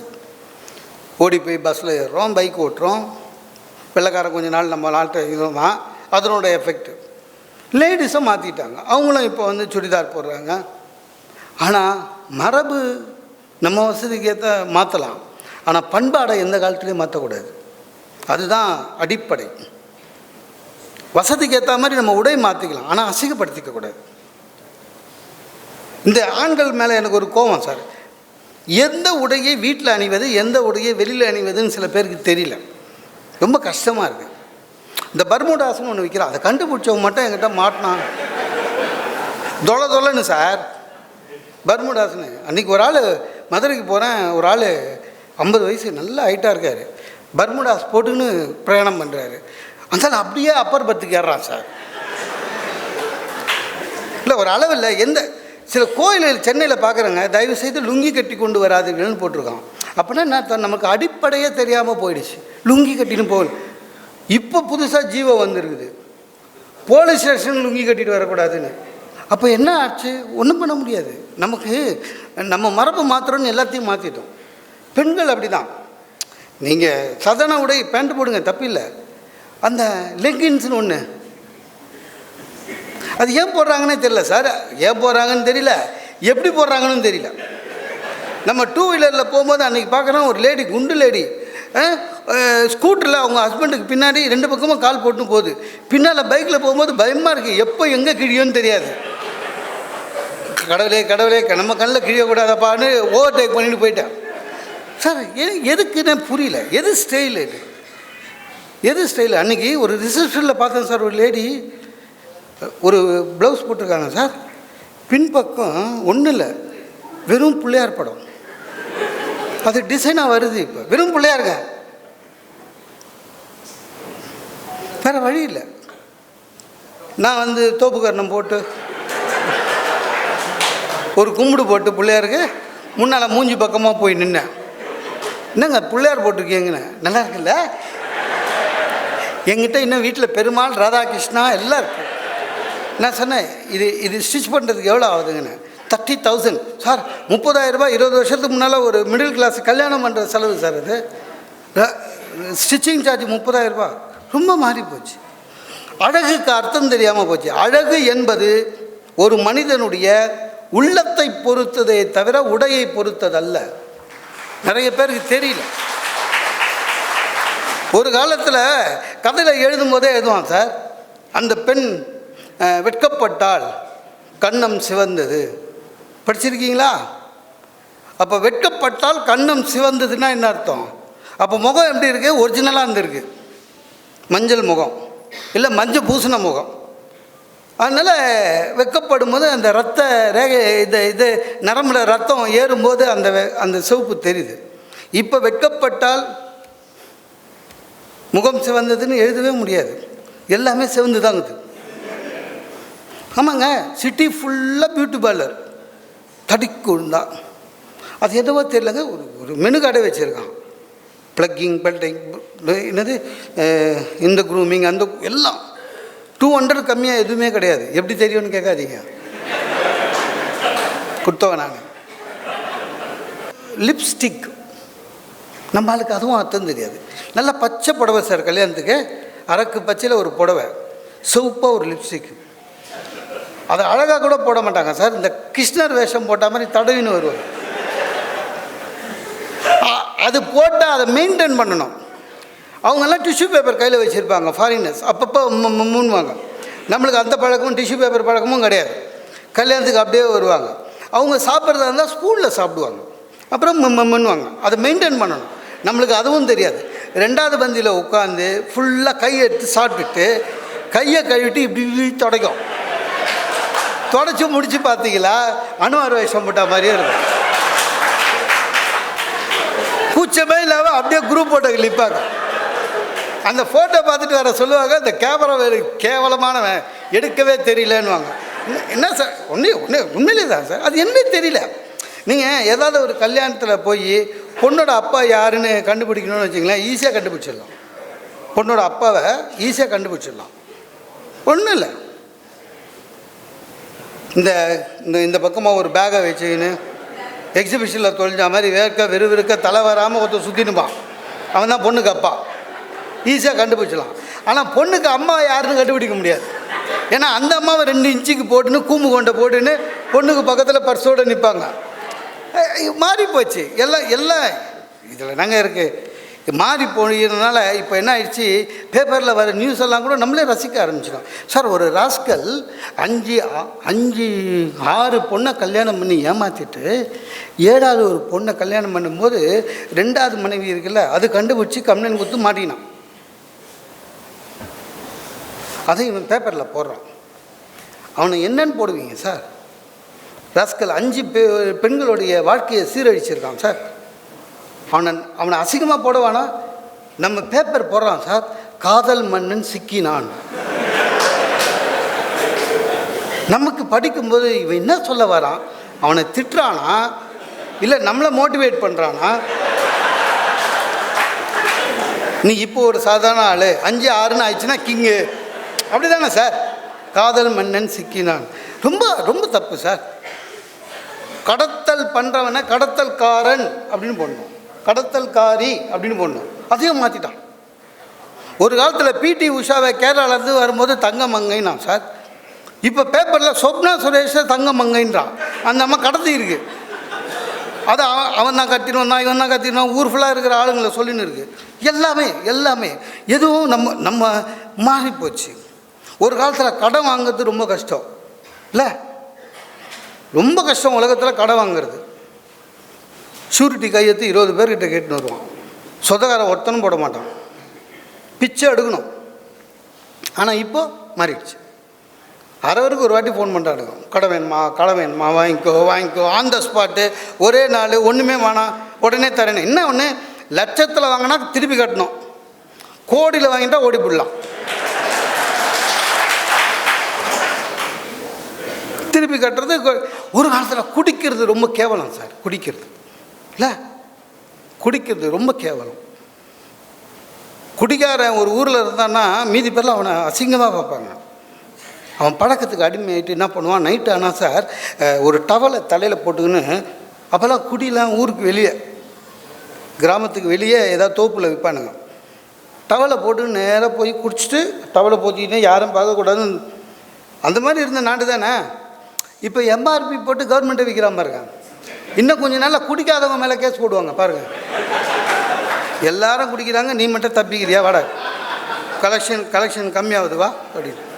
எல்லாம் தான் எல்லாமே சார். விருந்தோம்பல் மாறிடுச்சு. ஒரு காலத்தில் ஒருத்தர் வீட்டுக்கு போனாக்கா, வாங்க சார் காக்கா கத்துச்சு, அப்போ நினச்சேன் யாரோ வராங்க, நீங்கள் தான் நினச்சிக்கிட்டே இருந்தேன் அப்படிலாம் சொல்லுவாங்க. இப்போ அப்படி இல்லை. இப்போ யார் வீட்டுக்கு அது போகிறதுனா பயமாக இருக்குது. ஃபோன் பண்ணிட்டு வரக்கூடாது அப்படின்றாங்க. ஏண்டாப்பா போகணுன்னு ஆயிடுச்சு. அதுவும் இல்லாமல் என்ன சாப்பிட்றீங்க, சாப்பிட்டு தான் போகணும். வள்ளுவர் சொல்கிற மாதிரி இல்லை, வள்ளுவர் அநியாயத்துக்கு சொல்கிறாரு. அதாவது என்னென்னா, விருந்தாளி எப்படி பார்த்துக்கணுமா, அவங்களுக்கு சாப்பாடு போட்டுட்டு அவங்க வீட்டுக்கு போகிறாங்க இல்லையா ஊருக்கு, அந்த ஊருக்கு கட்டு சோறு கட்டி கொடுத்துட்டு அடுத்த விருந்தாளி எப்போ வருவார்னு வெயிட் பண்ணணுமா. அதெல்லாம் முடியாது. இப்போ அதெல்லாம் நினச்சி பார்க்கவே முடியாது இல்லை, எல்லாமே முடியாதுங்க. இப்போது வீட்டுக்கு போனால் சார், சில வீட்டுக்கு ஏண்டாப்பா போகணுன்னு ஆகுது. போன ஒன்று ஒரு தண்ணி டீ கூட கொடுக்க மாட்டுறாங்க சார். அந்த வீட்டில் இருக்கிற பேர பையனை கூப்பிட்டு மாமாவுக்கு ரைம் சொல்லுங்கன்னுவாங்க. எதுக்கு அதெல்லாம்? நம்ம அந்த பையன் சொல்ல மாட்டான், வெக்கப்படுவான், சோபாவுக்கு பின்னால் ஓடுவான், ஒரே இரிட்டேட்டிங்காக இருக்கும். அந்த பையன் சொல்கிற வரையும் நம்மளுக்கு தண்ணி கூட கொடுக்க மாட்டாங்க. அது சில பேர் என்ன பண்ணுவாங்க, நம்ம போன வருஷம் அவங்க வீட்டுக்கு போயிருப்போம், அடுத்தது இந்த வருஷம் போகிறோமா, நடுவில் அவங்க வீட்டில் விசேஷம் ஏதாவது நடந்திருக்குமா, அந்த ஆல்பத்தை எடுத்துன்னு வந்து நம்மக்கிட்ட கண்டிஷனாக கொடுத்துருவாங்க சார். அந்த ஆல்பம் ஒவ்வொன்றும் 7 கிலோ இருக்கும். தொடை மேலே போட்டுன்னு அதை அப்படி பார்க்கணும். அதுவும் பார்க்குறது வந்து ரொம்ப அதே லேடிஸ் தான் சார். கல்யாணத்துக்கு ரிசப்ஷனில் பார்த்தீங்கன்னா ஒரே அம்மா பொட்டு வைக்கிது, அதுக்கு ஒரு ஃபோட்டோ, பன்னீர் சோம்பு தெளிக்குது, அதுக்கு ஒரு ஃபோட்டோ, இப்படி தடவுது, அதுக்கு ஒரு ஃபோட்டோ, குரூப் ஃபோட்டோ, 1 2 ஒரு சரி. அதே அம்மா தானே திருப்பினா இந்த வீட்டுக்காரமாக இருக்குல்ல, நம்ம போன விருந்தாளி, அது சோபாவுக்கு பின்னால் வந்து காது கிட்ட ஓன்னு கத்தும். இதான் எங்கள் மதனி, இதான் எங்கள் அண்ணி, இது எங்கள் சித்தப்பா கடலூரில் இருக்கார். இதெல்லாம் இன்ட்ரடியூஸு. நம்ம வந்து கொஞ்சம் உஷாராக கடகடன்னு தள்ளலான்னு பார்த்தா, சார் முன்னால் பார்க்கல பாரு தம்பி, முன்னால் பார்க்கல. அதுவும் இந்த ஸ்டில் கேமராக்காரங்க சார், அவங்க வியாபாரத்துக்கு என்ன பண்ணிடுறாங்க, இப்போல்லாம் ஒரு கல்யாணத்துக்கு பேக்கேஜே மிடில் கிளாஸுக்கு கேமராக்கெல்லாம் சேர்த்து ஒரு 1 லட்ச ரூபா ஆகுது மிடில் கிளாஸ் ஃபேமிலிக்கு. அவங்க இவ்வளோ பெருசு எடுத்துகிட்டு வந்து கொடுத்துறோம். 500 ஃபோட்டோ, கை கால்லாம் வலிக்குது, எக்ஸசைஸ் பண்ண மாதிரி ஆயிடுச்சு. அதுக்கப்புறம் எதா குடிக்கிறீங்களா, எப்போ 500க்கு முடிஞ்சு இப்போ குடிக்கிறீங்களான்னு போயிட்டுங்க. என்ன கொடுக்கணும் இல்லை, நமக்கு பிடிக்குமா, உங்களுக்கு பிடிக்கும் அது வேறு விஷயம், எனக்கு பிடிக்குமான்னு கேட்க வேணாம். க்ரீன் டீ அது கொடுக்கறதுக்கு கொடுக்காமல் இருக்கலாம் சார், சுத்தண்ணி குடிச்சிட்டு போயிடலாம். பால் கிடையாது, ஒன்றும் கிடையாது. அது அந்த க்ரீன் டீ இது இருக்குல்ல பேகு, அது எந்த வருஷத்தில் வாங்குந்தோ, அந்த மூக்கிக்கிட்ட எடுத்து போனாலே ஒரு மாதிரி ஜிகிடு வாசனை வரும், புண்ணாக்கு கடையில் நிற்கிற மாதிரி. அதை நீங்கள் ரொம்ப ஆட்ட முடியாதுங்க. இவங்க மட்டமான விலைக்கு வாங்கின இதில் உள்ளே கிழிஞ்சிரும். அதனால் ரொம்ப பார்த்து இதெல்லாம் முடிச்சுட்டு வெளில போகும்போது சொல்லுது அந்தம்மா, கேட்டை சாத்தின்னு போ, இல்லைன்னா கண்ட நாய் உள்ளே வருதுன்னு.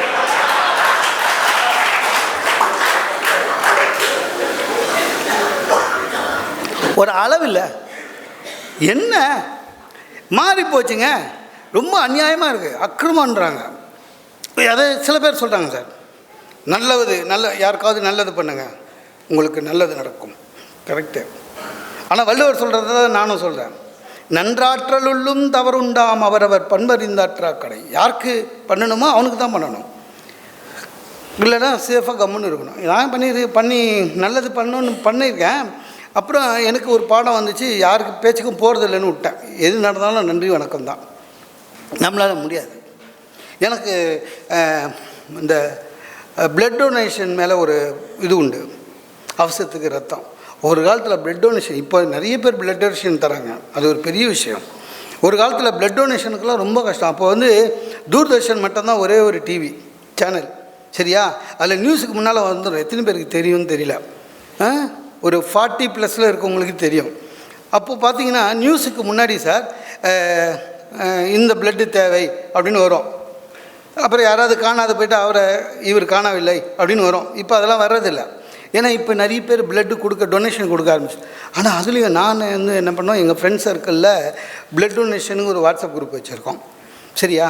யாராவது நம்மளுக்கு தெரிஞ்சவங்க கேட்டாங்கன்னா அந்த நம்பர் கொடுத்துட்றாரு.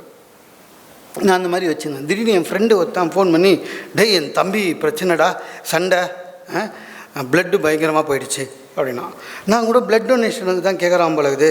உன் தம்பி என்ன குரூப்டான்னு. அவன் தங்கபாலு குரூப்பு அப்படின்னா.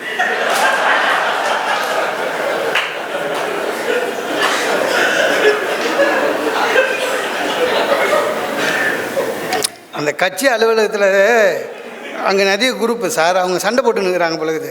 அதில் இவங்க தம்பி அவனா அடிச்சுட்டுக்கிறான். நான் என்னமோ போலீஸுக்கு சொல்கிற போகும்போது இவன் சொல்கிற தகவல் கொடுத்த வீட போல இல்லை.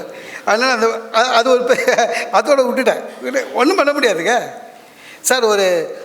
என்னால் முடிஞ்ச ஏதாவது சேவை இந்த நாட்டுக்கு தேவை அப்படி செய்யலாம் அப்படின்னா என்ன ஒன்று, நமக்கு தெரிஞ்ச ஒரே தொழில் பேசுது. இந்த செங்கல்பட்டு பக்கத்தில் ஒரு இது இருக்குது, முதியோர் இல்லம், ஆதரவற்ற முதியோர் இல்லம். உண்மையிலே அவங்களுக்கு யாரும் இல்லை. ஒரு 60 பேருக்கு இருப்பாங்க. எல்லாமே வந்து 60, 70, 80 அந்த மாதிரி. வாழ்க்கையோட கடைசி நாள் யாரும் ஆதரவு இல்லை. நல்ல ஹோம், நல்லா பார்த்துக்கிறாங்க. நானே சொந்த செலவில் அங்கே போய் ஒரு ஹவர் அதான் எந்த ஞாயிற்றுக்கிழமையாவது மீட்டிங் இல்லைன்னா போயிட்டு ஒரு 2 ஹவர் பேசிவிட்டு சிரிக்க வச்சுட்டு வந்துடுவேன். என்னால் முடிஞ்சது, காசு வாங்க மாட்டேன். என்னால் முடிஞ்ச சேவை அவ்வளோதான். அதை பண்ணிகிட்டு இருந்தேன்.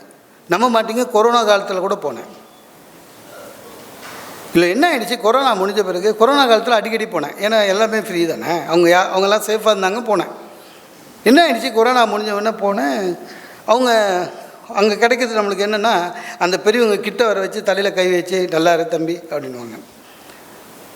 கொரோனா முடிச்சுட்டு இந்த வருஷம் ஆரம்பத்தில் போனேன், பேசினேன், 2 ஹவர் பேசினேன். பேசி முடித்தோடனே ஒரு பெரியவர் கூப்பிங்க வா அப்படின்னாரு.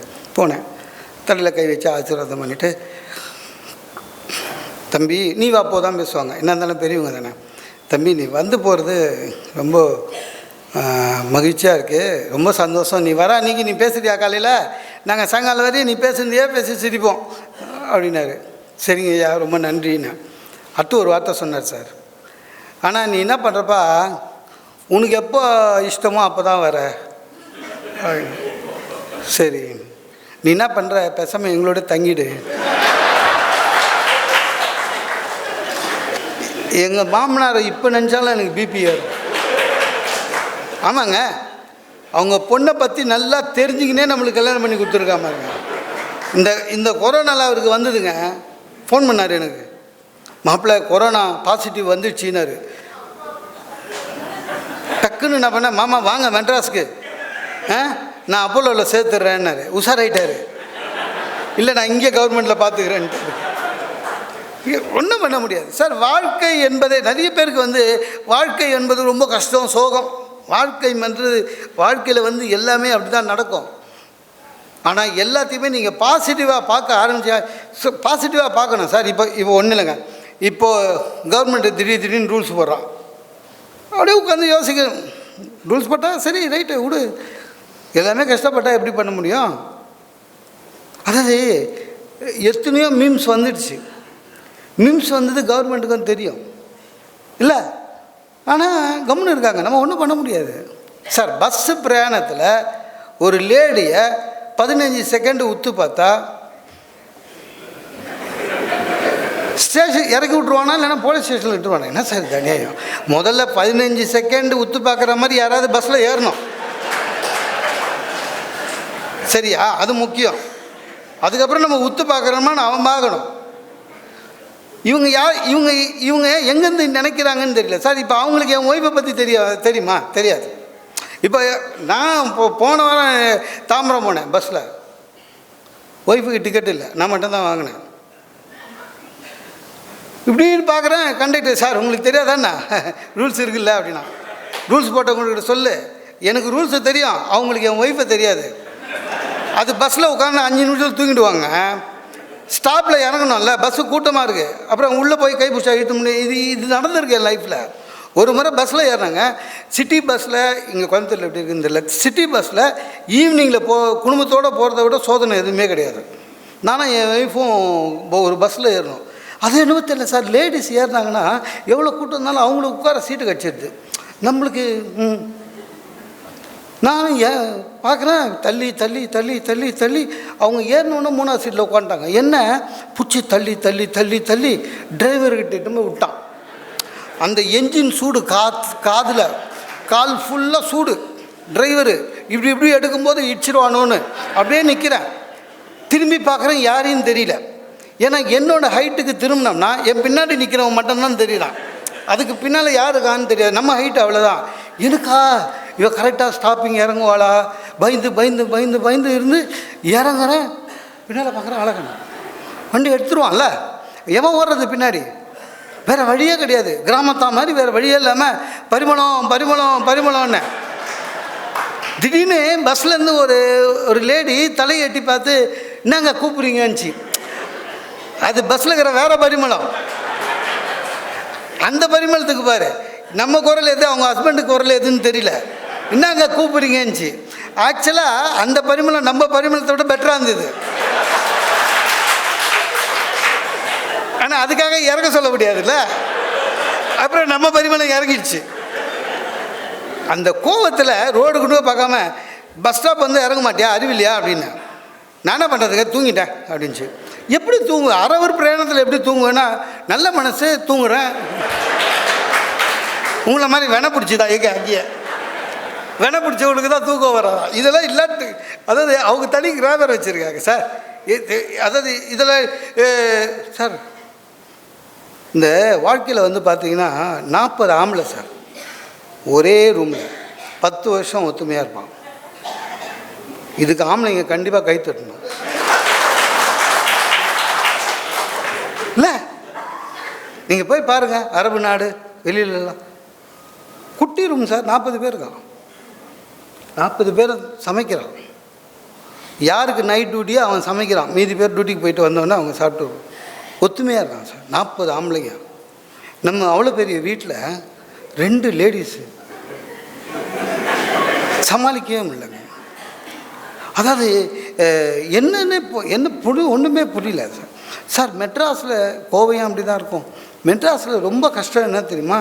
சர்வெண்ட்டு வேலைக்கு எடுக்கிறது கிடைக்கவே மாட்டாங்க. சர்வெண்ட்டெல்லாம் நம்ம ஆஃபீஸ் மாதிரி கிடையாது. அவங்க பேசுறது தான் ரூல்ஸ் அண்ட் ரெகுலேஷனு. வந்தவுடனே அந்த பாத்திரம் துளக்கும் போதே நம்மளுக்கு இல்லை இது எதுக்கு வேலைக்கு வருதுன்னு. செல்ஃபோன் வச்சுன்னு சார். அதுக்கு என்னென்னா செல்ஃபோன் விழக்கூடாது, அதனால் பாத்திரம் டொங்குன்னு விழும், அப்படியே எடுக்கும். திட்ட முடியாது, அடுத்த நாள்லேருந்து வராது. வேலைக்கு சேர்ந்து 2 வாரத்துலேயே அட்வான்ஸ் 25,000 ரூபா கேட்குது. எந்த கடை வரலன்னா என்ன பண்ணுறது? அவங்கள ஹேண்டில் பண்ணுறதே கஷ்டம். நான் வர்ற சர்வெண்ட்டை அப்படியே அட்ஜஸ்ட் பண்ணின்னு போன்னு சொன்னால் இந்த அம்மாவும் ஒய்ஃபும் பண்ணுற தகராறில் ஒரு சர்வெண்ட்டும் 1 வாரத்துக்கு மேலே இருக்காது. என்னென்னா ஏதாவது சர்வெண்ட்டு எங்கள் அம்மா கிட்ட க்ளோஸாக பேசிச்சு வச்சுங்களேன், என் ஒய்ஃபை டிஸ்மிஸ் பண்ணிடுவான். என் ஒய்ஃபு க்ளோஸாக பேசுனா எங்கள் அம்மா டிஸ்மிஸ் பண்ணிடுவாங்க. அன்றைக்கி ஒரு பொண்ணு ஒரு நாள் வந்தது, அடுத்த நாள் காணும். யாரை டிஸ்மிஸ் பண்ணுதுன்னு என் ஒய்ஃப் சொன்னேன், நான் தான். என்னென்னு நான் நினைக்கிறேன் உங்கள் அம்மாவோட ஸ்லீப்பர் சொல்லுன்னா. ரொம்ப கஷ்டம் சார், ரொம்ப கஷ்டம். அதெல்லாம் அதை வந்து டென்ஷன் ஆகக்கூடாது, அதெல்லாம் ஈஸியாக எடுத்துக்கணும். ஆஃபீஸில் கஷ்டப்பட்டு வரோம் சார், அங்கேயே டென்ஷனில் வந்து 2 வீலரில் வந்து போர்ட்டிகோவில் வந்து உள்ளே நுழைஞ்ச உடனே நமக்கு இவங்க வீட்லேயே தான் இருக்காங்க. ஒரு நம்ம பழைய காலம் மாதிரி எப்படி இருக்கீங்க, ஏதாவது வேணும், அதை ஒன்று சும்மா விட்டால் போதும். வந்து உட்காந்து ஷூ அவுக்குறேன், வீட்டில் ஏதாவது சேஞ்சு தெரியுதா பாருங்களேன் அப்படின்னா, என்ன சேஞ்சு? ஒன்றும் இல்லை. அதே போர்ட்டிகோ, அதே சோஃபா, அதே ஒய்ஃபு, என்ன சேஞ்சு தெரியுதானே இப்படி பார்த்து தெரில, என்ன நல்லா பாருங்கள் அனுப்பிச்சு. அவங்களுக்கு வேறு வேலை இல்லை வீட்டில், அதனால் நல்லா பாருங்கள் அனுப்பிச்சு. திருப்பி பார்த்தேன், தெரில, ஒன்றும் தெரில, என்ன நல்லா பாருங்கள் அப்படின்ச்சு. அம்மா தெரிலம்மா என்ன ஒன்றும் இல்லைங்க, ஷோ கேஸில் இருந்த ஒரு மயில் பொம்மையை எடுத்து டிவிக்கு மேலே வச்சுருக்கேன். அந்த சின்ன மயில் பொம்மை, அதை வந்து அவள் இன்டீரியர் டெக்கரேஷன்னு சொல்கிறான்.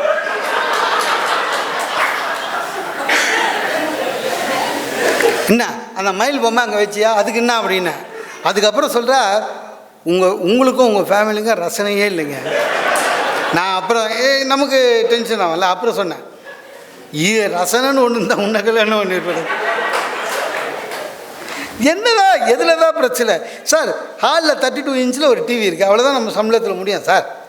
2 பேர், நான் 2 பேர்கிட்ட என்ன சொல்கிறேன், தயவு செஞ்சு சீரியல் பார்க்காதீங்கன்னு. ஏன்னா சீரியல் பார்க்காதீங்க, நாங்களும் மேய்ச்சாளர் நிறைய பேர் சொல்கிறோம், யாரும் கேட்க மாட்டாங்க, நம்ம வீட்டில் கேட்கறதில்ல. ஏன்னா மக்களை மனநோயாளியாக மாற்றுகிற ஒரு பொருள் சீரியல், அதை ஞாபகம் வச்சுக்கணும். உண்மையிலேயே ஆனால் பெண்களுக்கு வந்து இல்லை. நான் என்ன சொல்கிறேன், பெண்களை தயவு செஞ்சு கேட்குறேன், ஆண்களுக்கு இருக்கிற வசதிகள் இல்லை, எல்லாத்தையும் விட பெண்களுக்கு வசதிகள் குறைவு. ஆண்கள் வந்து ஆஃபீஸுக்கு போகிறதே பொழுதுபோக்கு, சரியா? உங்களுக்கு ஆஃபீஸுக்கு போனால் பரவாயில்ல, போகாதவங்களுக்கு வீட்டிலே தான் இருக்கீங்க.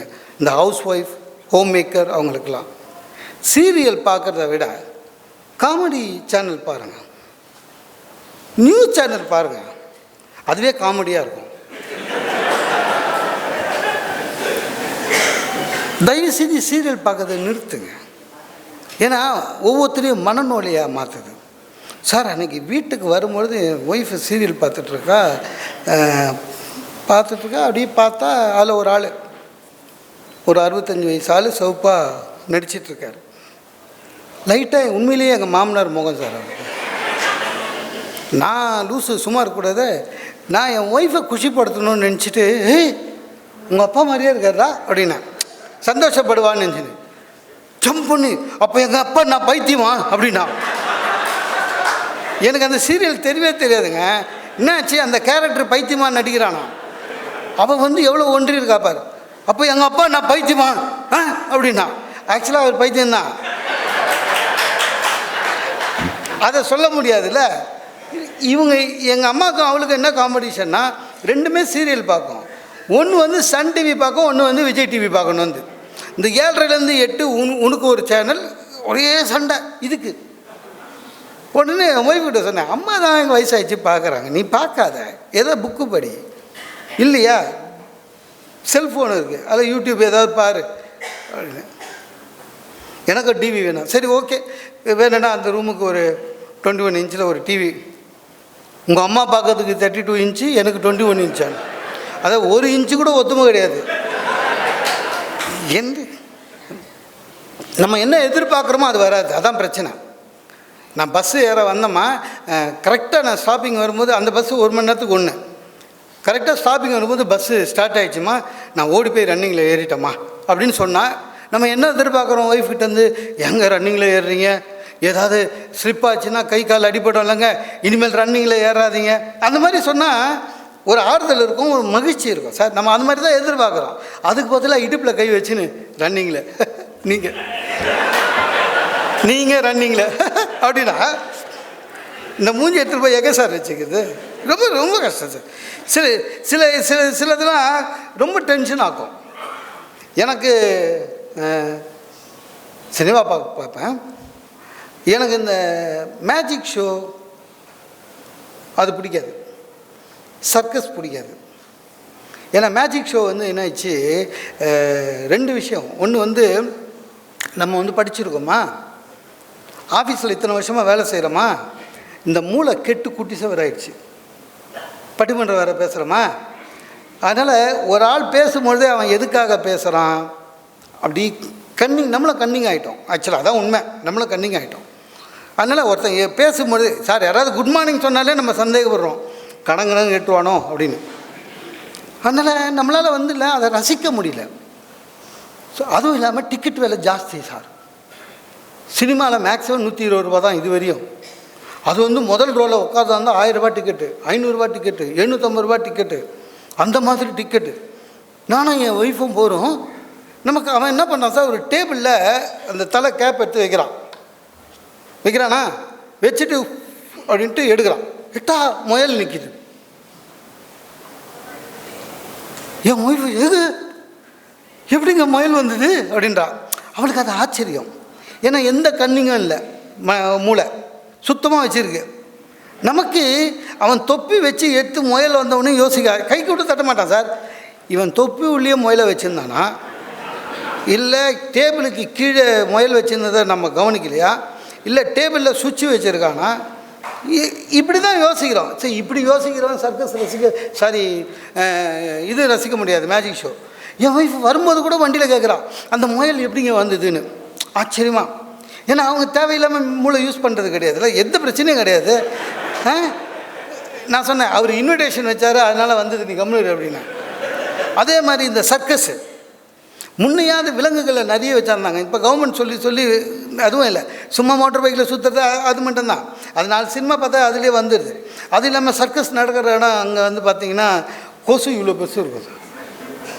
அங்கேயும் டிக்கெட் விலை ஜாஸ்தி. அன்றைக்கி சர்க்கஸ் போய் நானும் என் ஒய்ஃபும் உட்காந்து பார்க்குறோம். அதில் ஒரு ஷோ என்னென்னா, ஒரு பெரிய ரவுண்டாக மரப்பலகை சார் சுற்றுது. அதில் ஒரு ஆள் இப்படி வச்சு கட்டிட்டாங்க. பலகை சுற்றுது, ஆளும் சுற்றுறோம். நம்ம மேடம் உட்காந்துக்கிற இடத்துலேருந்து ஒரு லேடி கண்ணு கட்டி கத்தி எடுத்து அந்த பலகையில் அடியுது. பழின்னு அந்த ஆள் மேலே உழவே இல்லை, 10 கத்தி. அதான் நான் கை தட்டிட்டு நான் சும்மா இருக்கணும். நான் பெரிய புத்திசாலி மாதிரி என் ஒய்ஃபுக்கிட்ட, அதாவது சர்க்கஸில் இந்த மாதிரி கொஞ்சம் ரிஸ்க் எடுக்கிறதுலாம் என்ன பண்ணுவாங்க, ஹஸ்பண்ட் அண்ட் ஒய்ஃபாக போட்டுருவாங்க. Because they will take care each other, understanding இருக்கும். அதனால் என் ஒய்ஃப் சார் எதிர்பார்க்கவே இல்லை. அவள் சொன்னான், கண்டிப்பாக அவங்க ஹஸ்பண்ட் அண்ட் ஒய்ஃப் இல்லை அப்படின்னா. நான் சொன்னேன், உனக்கு தெரியுமா எனக்கு தெரியுமா. எனக்கு ஈகோ ஆயிடுச்சு. ஏன்னா நம்ம எவ்வளோ படிச்சிருக்கோம், ஈகோ. உனக்கு தெரியுமா எனக்கு தெரியுமா, சர்க்கஸ்லலாம் அப்படி தான். கண்டிப்பாக அது ஒய்ஃப் இல்லைங்க அப்படின்னா. ஏன் அப்படி சொல்கிறேன்னு, ஒய்ஃபாக மட்டும் இருந்தது 4 கத்தி நேரம் இறங்கி இருக்கும் அப்படின்னா. அந்த சொன்ன டோன் சார், நான் பயந்துட்டேன். நல்ல காலம் நம்ம எங்கேயும் சர்க்கஸில் வேலை செய்யலை. எதுவாக இருந்தாலும் பாசிட்டிவாக எடுங்க, இதெல்லாம் நடக்கும். பெண்களுக்கு மரியாதை இருக்கும், நம்ம வீட்டு பெண்களுக்கு நம்ம மரியாதை தரோம். அதே மாதிரி வெளியில் பெண்களுக்கு மரியாதை அதிகம். துணிக்கடைலாம் பார்த்தீங்கன்னு வச்சுங்களேன், எல்லா துணிக்கடையிலும் அப்படி தான் சார் இருக்கான். 8 மாடி கட்டுறான் சார். கரெக்டாக பார்த்தீங்கன்னா கிரவுண்ட் ஃப்ளோரில் லேடிஸ்க்கு எல்லாருக்கும் கிரவுண்ட் ஃப்ளோர்லேயே பட்டு போடுவேன். செகண்டு, தேர்டு, ஜென்ஸுக்கு எங்கே இருக்குதுன்னு கேளுங்களேன், 8வது மாடின்றான். ஏன்னா அவனுக்கே தெரியுது இவனுக்கு போய் வாங்க போகிறதில்ல. அன்றைக்கி 8வது மாடி வரையும் போகிற பயமாக இருக்குது, ஆளே கிடையாது யாரும். நான் போகிறத பார்த்துட்டு ஒரு ஆள் கூட வந்து நான் எதை வாங்க போறியா அப்படின்னா, இல்லை பார்க்க வந்திருக்கேன் நான் இறங்கி போக்கிட்டேன்ட்டான். இந்த நகை கடைக்கு போனால் நம்மளை 10 பைசாவுக்கு மரியாதை கொடுக்க மாட்டான் பார்த்துக்கிறீங்களா. 10,000 மேடம் சொல்கிறான் சார். அவங்கள கூட கூட்டி போகிறேன் ஒய்ஃபை, மேடம் உட்காருங்க மேடம், ஸ்டூல் போடுறானுங்க. நமக்கு நம்ம பின்னால் நிற்கிறோம், இது எடுத்துக்கும் மேடம், அதை எடுத்துக்கும் மேடம், 10 மேடம் சொல்கிறான். கூல்ட்ரிங்க்ஸ் எடுத்துகிட்டு வந்து கொடுக்குறான். நமக்கு என்ன வேணும்னு கூட கேட்குறது இல்லை. எனக்கா இத்தனை மேடம் போறிய துட்டு நான் கொடுக்க போகிறேன்டா. அது கூல்ட்ரிங்க்ஸை பார்த்து குடிச்சிட்டு வேணுமா அப்படின்னு, வேணாம் நீயே குடி அப்படி மரியாதை. அதுக்கெல்லாம் பெரிய இஷ்யூ எடுத்துக்கூடாது சார். பிரச்சனை எப்போ வேணாலும் வரும், எங்கேருந்து வேணாலும் வரும். எல்லாத்துக்கும் தயாராக இருக்கணும். எந்த பிரச்சனையும் பிரச்சனையாக பார்க்காதீங்க. நான் MBA படிக்கும்போதே எனக்கு சொல்லிக் கொடுத்தது என்னென்னா, ஒரு பிரச்சனை வரும்பொழுது 8 தானே, ஒரு பிரச்சனை வரும்பொழுது நீங்கள் அந்த பிரச்சனையில் மாட்டி இருந்தால் கூட அப்படி நினைக்கக்கூடாது. நீங்கள் பிரச்சனையிலேருந்து வெளியில் வந்துடணும். அது இன்னொருக்கு ஏற்பட்ட பிரச்சனையாக நினச்சி யோசிச்சிங்கன்னா உங்களுக்கு வந்து சால்வ் ஈஸியாக பண்ணலாம். நம்ம அந்த பிரச்சனைக்குள்ளேயே இருந்து யோசிக்கிறதுனால தான் நம்மளுக்கு பிரச்சனை வருது. நீங்கள் வெளியில் வாங்க. நிறைய பேர் பார்த்துருக்கீங்களா, ஒரே விஷயந்தான் ஃப்ரெண்டுக்கு நடந்ததுன்னு சொன்னால் நம்ம பக்காவாக ஐடியா சொல்லுவோம் சார். உண்மையிலேயே நமக்கே அது நடந்ததுன்னா திணறி போவோம். ஏன்னா பிரச்சனை நம்மளுதுன்னு நம்மளே நினச்சிட்டு இருக்கோம். அதுதான் பிரச்சனை. எதுவாக இருந்தாலும் சரி சார். ஒன்றும் இல்லை, கஷ்டம் வந்து சில வாட்டி காலிங் பில் அடிச்சுட்டு வரும். பிரச்சனை வந்து காலிங் பில் அடிக்கும். எனக்கு அடிச்சது ஒரு நாள், இந்த மேலே ஒரு ஃப்ளாட்டில் ஒரு ஆள் வந்தான். நம்ம தான் தெரியும்ல, சென்னையிலலாம் இந்த எந்த ஃப்ளாட்டில் யாருக்கானே தெரியாது, எவன் புதுசாக வரானுன்னு தெரியாது, எவன் பெருசாக தெரியாது. அந்த நம்ம ஃப்ளோரில் எதிர்க்க இருக்கிறவனை மட்டும் கொஞ்சம் தெரியும். ஏன்னா நம்ம கதவு திறக்கும் போது அவன் வெளில வருவான், அவ்வளோதான். மீதி அந்த ஃப்ளோரில் இருக்கிறவன் தெரியாதுங்க. எனக்கு என்னென்னா ரொம்ப வருத்தம், அதையே சில பேர் குவாலிஃபிகேஷனாக சொல்கிறான் சார்.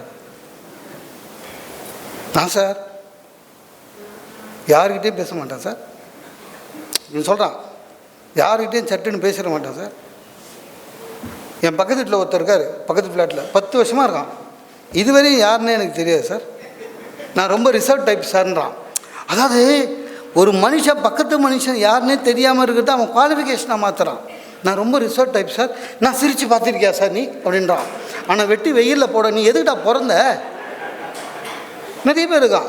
என் வீட்டில் ஒருத்தர் மேலே வந்திருக்கான் போலக்கு, 2-3 நாள் ஆயிடுச்சு போல இருக்கு. அன்றைக்கி காலையில் 6 மணிக்கு காலிங் பெல் அடித்தான், இறங்கினான். யாரான்னு பார்த்தா தெரியாத மூஞ்சி. சொல்லுங்கண்ணே, நான் ஃபஸ்ட் ஃப்ளோருக்கு வந்திருக்கேன், நான் இன்ட்ரடியூஸ் பண்ணி உடனே என்ன பண்ணால், சார் வந்து 2 நாள் தான் அது, இன்னும் வீடு செட்டில் பண்ணின்னு இருக்கோம். ரைட்டுங்க, ஒரு சின்ன ஹெல்ப் சார். என்ன? ஒன்றும் இல்லை, நானும் ஒய்ஃபும் வெளியே போகிறோம், எங்கள் அம்மாவை கொஞ்சம் பார்த்துக்க முடியுமா அப்படின்னா. நான் உடனே சிரித்தேன், என் ஒய்ஃபை பார்த்து சிரித்தேன். ஏன்னா நான் வீட்டில் அவங்கள அப்படி தான் கூப்பிடுவேன். சரிங்க போயிட்டான். போயிட்டு ஒரு 10 நிமிஷம் கழிச்சு காலிங் பெல் ஆச்சு. பார்த்தா இத்தனை பெரிய நாய் இட்டுன்னு வந்துருக்கான் சார். நான் கதவு தரனா டக்குன்னு என்ன பண்ணிட்டேன், வாய் தவறி வந்துடுச்சு. அம்முன்றது உங்கள் வீட்டில் நாய் ஆரம்பிட்டேன், குத்துட்டு போயிட்டான். நான் அந்த சொன்னது ஒய்ஃபுக்கு டென்ஷன் ஆகிடுச்சு. அவன் என்ன சொன்னான், சாதுவாக இருக்கும்னு நினச்சா அவ்வளோ கலாட்டான் அந்த நாய்.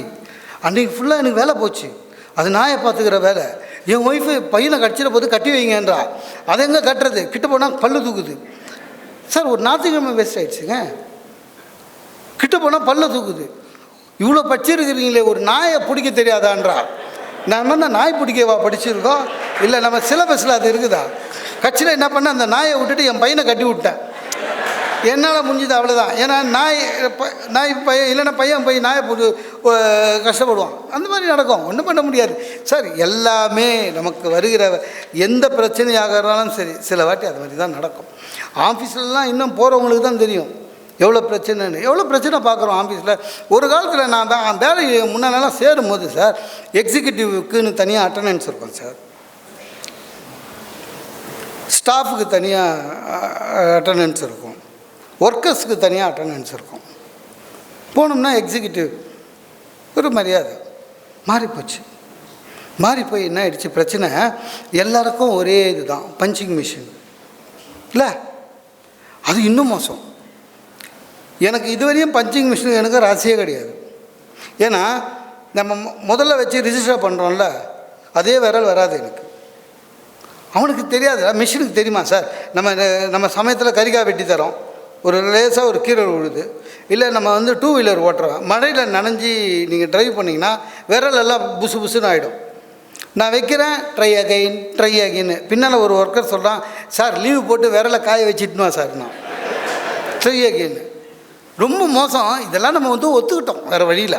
நம்ம வேலை செய்கிறோமா இல்லையான்னு பார்க்கறதுக்கு நமக்கே சிசிடிவி வச்சுருக்காம பாருங்க ஆஃபீஸில், நம்ம அதை ஒத்துக்கிட்டோம். என்ன பிரச்சனைனா, சிசிடிவி அந்த இது இருக்குல்ல, கரெக்டாக நம்ம மூஞ்சி இதுக்கு தான் இருக்கும். நம்ம தான் தெரிஞ்சிடும், நம்ம தான் ஃபஸ்ட்டு தெரியும். என் செக்ஷன் ஒரு 10 லேடிஸு, அவங்க டீ குடிக்கணுன்னா 10 ஒன்றா தான் கிளம்பும். அன்றைக்கி போனால் டக்குன்னு வரமாட்டாங்க, ஒரு 20-30 நிமிஷம் ஆகும். அன்றைக்கி போச்சுங்க, 30 நிமிஷம் ஆச்சு காணோம். எம்டி அந்த பக்கம் வந்தார், வேர் இஸ் என்னாரு, அப்பா போட்டு கொடுத்துடலான்னு சொல்லிவிட்டு, sir all ladies gone for tea sir, actually 30 minutes என்ன திட்டுவான்னு நினச்சேன். லேடிஸ் ஆல்வேஸ் லேடிஸ் அப்படின்ட்டு போயிட்டேன்.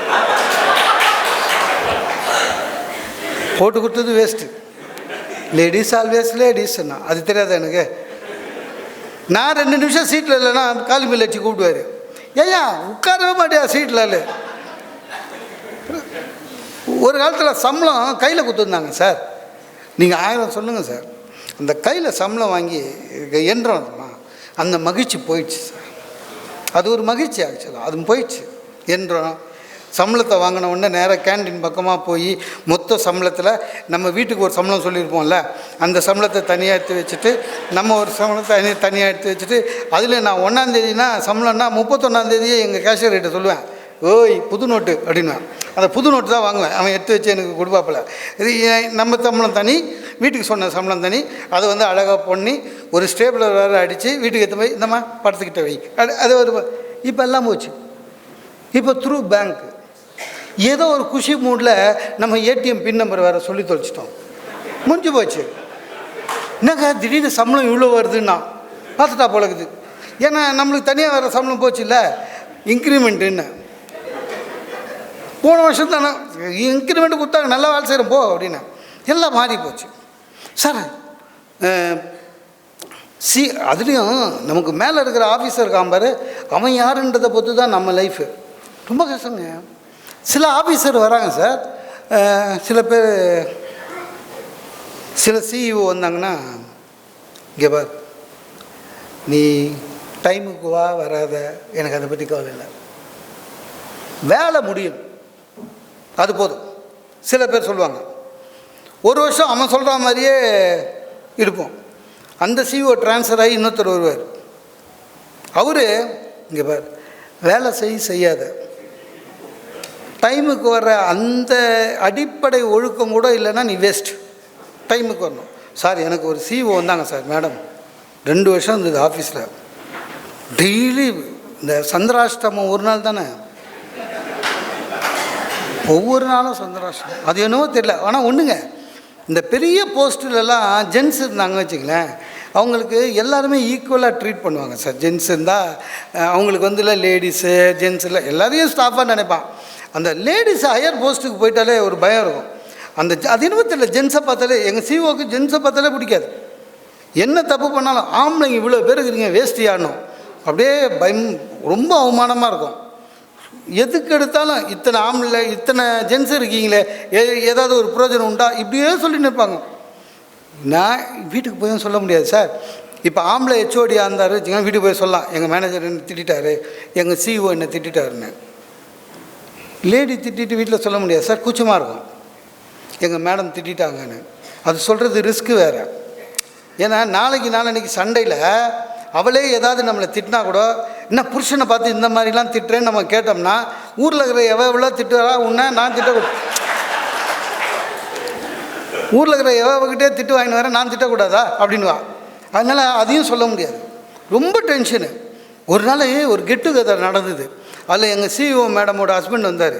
நான் துணிச்சலாக போய் சொன்னேன், சார் சார் தப்பாக நினைக்காதீங்க சார், மேடம் ஆக்சுவலாக நீங்கள் வீட்டில் பண்ணுற கலாட்டால் உங்கள் மேலே இருக்கிற கோவத்தை இங்கே வந்து எங்ககிட்ட காமிக்கிறாங்க சார் அப்படின்னா. அடப்பாவி, இந்த கேள்வி நான் உங்கள்கிட்ட கேட்கணும்னு நினச்சிருந்தேன்டா. ஏன்னா நீங்கள் இங்கே பண்ணுற கலாட்டால் அந்த மாதிரி வீட்டில் வந்து என்ன திட்டினுக்குதுன்னா, அந்த மாதிரி ஆக்சுவலாக ஆம்பளை எல்லாரையும் திட்டினுக்குது. அதான் உண்மை. அப்படி தான் திட்டுவாங்க சார். ஆனால் நான் ஏன் சொல்கிறேன்னா, அது ஒரு பெரிய பிரச்சனையாக நினைக்கக்கூடாது. நம்ம என்ன பண்ணோம், அதை எப்படி அழகாக மாற்றணும்னு நினைக்கணும். அதுதான் புத்திசாலித்தனம். அதுதான் நம்ம இதை ஃபேஸ் பண்ணுறது. என்ன இருந்தாலும் அவங்க ஒரு லேடி. அன்றைக்கி லேட்டாக போனேன்.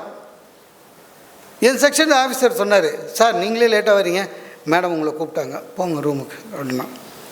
சரி போனேன். எப்படி திட்டுவாங்க தெரியும். சரி கதவு திறந்தேன். வாட் இஸ் இஸ் நம்ம days you are coming all. டக்குன்னு நான் பண்ணேன், மேம் இன்றைக்கி நீங்கள் வேர் பண்ணியிருக்க சாரி நல்லா சூட் ஆகுது மேடம்னு. முடிஞ்சு போச்சு. சிஓ தான், ஸ்ட்ரிக்ட்டு தான். ரியலி எங்கள் ஹஸ்பண்டு கூட காலையில் அதான் சொன்னார். அந்தால் வீட்டிலே கிண்டல் பண்ணி அமைச்சிக்கிறான். இப்போ ஆக்சுவலாக ஃப்ரெண்ட் ஆகிட்டோம். டெய்லி ஏதோ சொல்கிறது, மேம் கிரேட் அப்படின்னு. முடிஞ்சு போச்சு சார். அட்ஜஸ்ட் பண்ண தெரியும்னு நல்லா அமைதியாக இருக்கணும். அப்போ தான் வாழ்க்கை வந்து சார் கோயிலுக்கு போகிறோம் சார். அன்றைக்கி ஒய்ஃபை கூட்டிகிட்டு கோயிலுக்கு போகிறேன். ஐயர் வந்தார், அர்ச்சனைக்கு கூப்பிட்டேன். பேர் சொல்லுங்க அப்படின்னாரு. மோன சுந்தரம்னு. நட்சத்திரம் சொல்லுங்கன்னு சொன்னேன். பாரியால் பேர் சொல்லுங்கன்னாரு. சொன்னேன். நட்சத்திரம்னு மறந்துட்டேன். ஞாபகம் இல்லை. நமக்கு வெட்டிங் டேவே மறக்குது. மறந்துட்டேன். அவன் சொல்லுவான்னு பார்க்குறேன், சொல்ல மாட்டான். நான் சொல்கிறேன் இல்லையான்னு பார்க்குறான். சார் தெரியாதுன்னு மட்டும் சொன்னேன்னா போகும்போது எனக்கு அர்ச்சனை இருக்கும். இந்த ஐயரும் விட பண்ணுறாரு. பாரியால் பேர் சொல்லுங்க, நட்சத்திரம் சொல்லுங்க. அப்போ தான் புரிஞ்சுக்கினேன் ஏன் நிறைய ஆம்பளைங்க கோயிலுக்கு வந்தால் சாமி பேரில் அர்ச்சனை பண்ணுங்கன்னு சொல்கிறாங்க.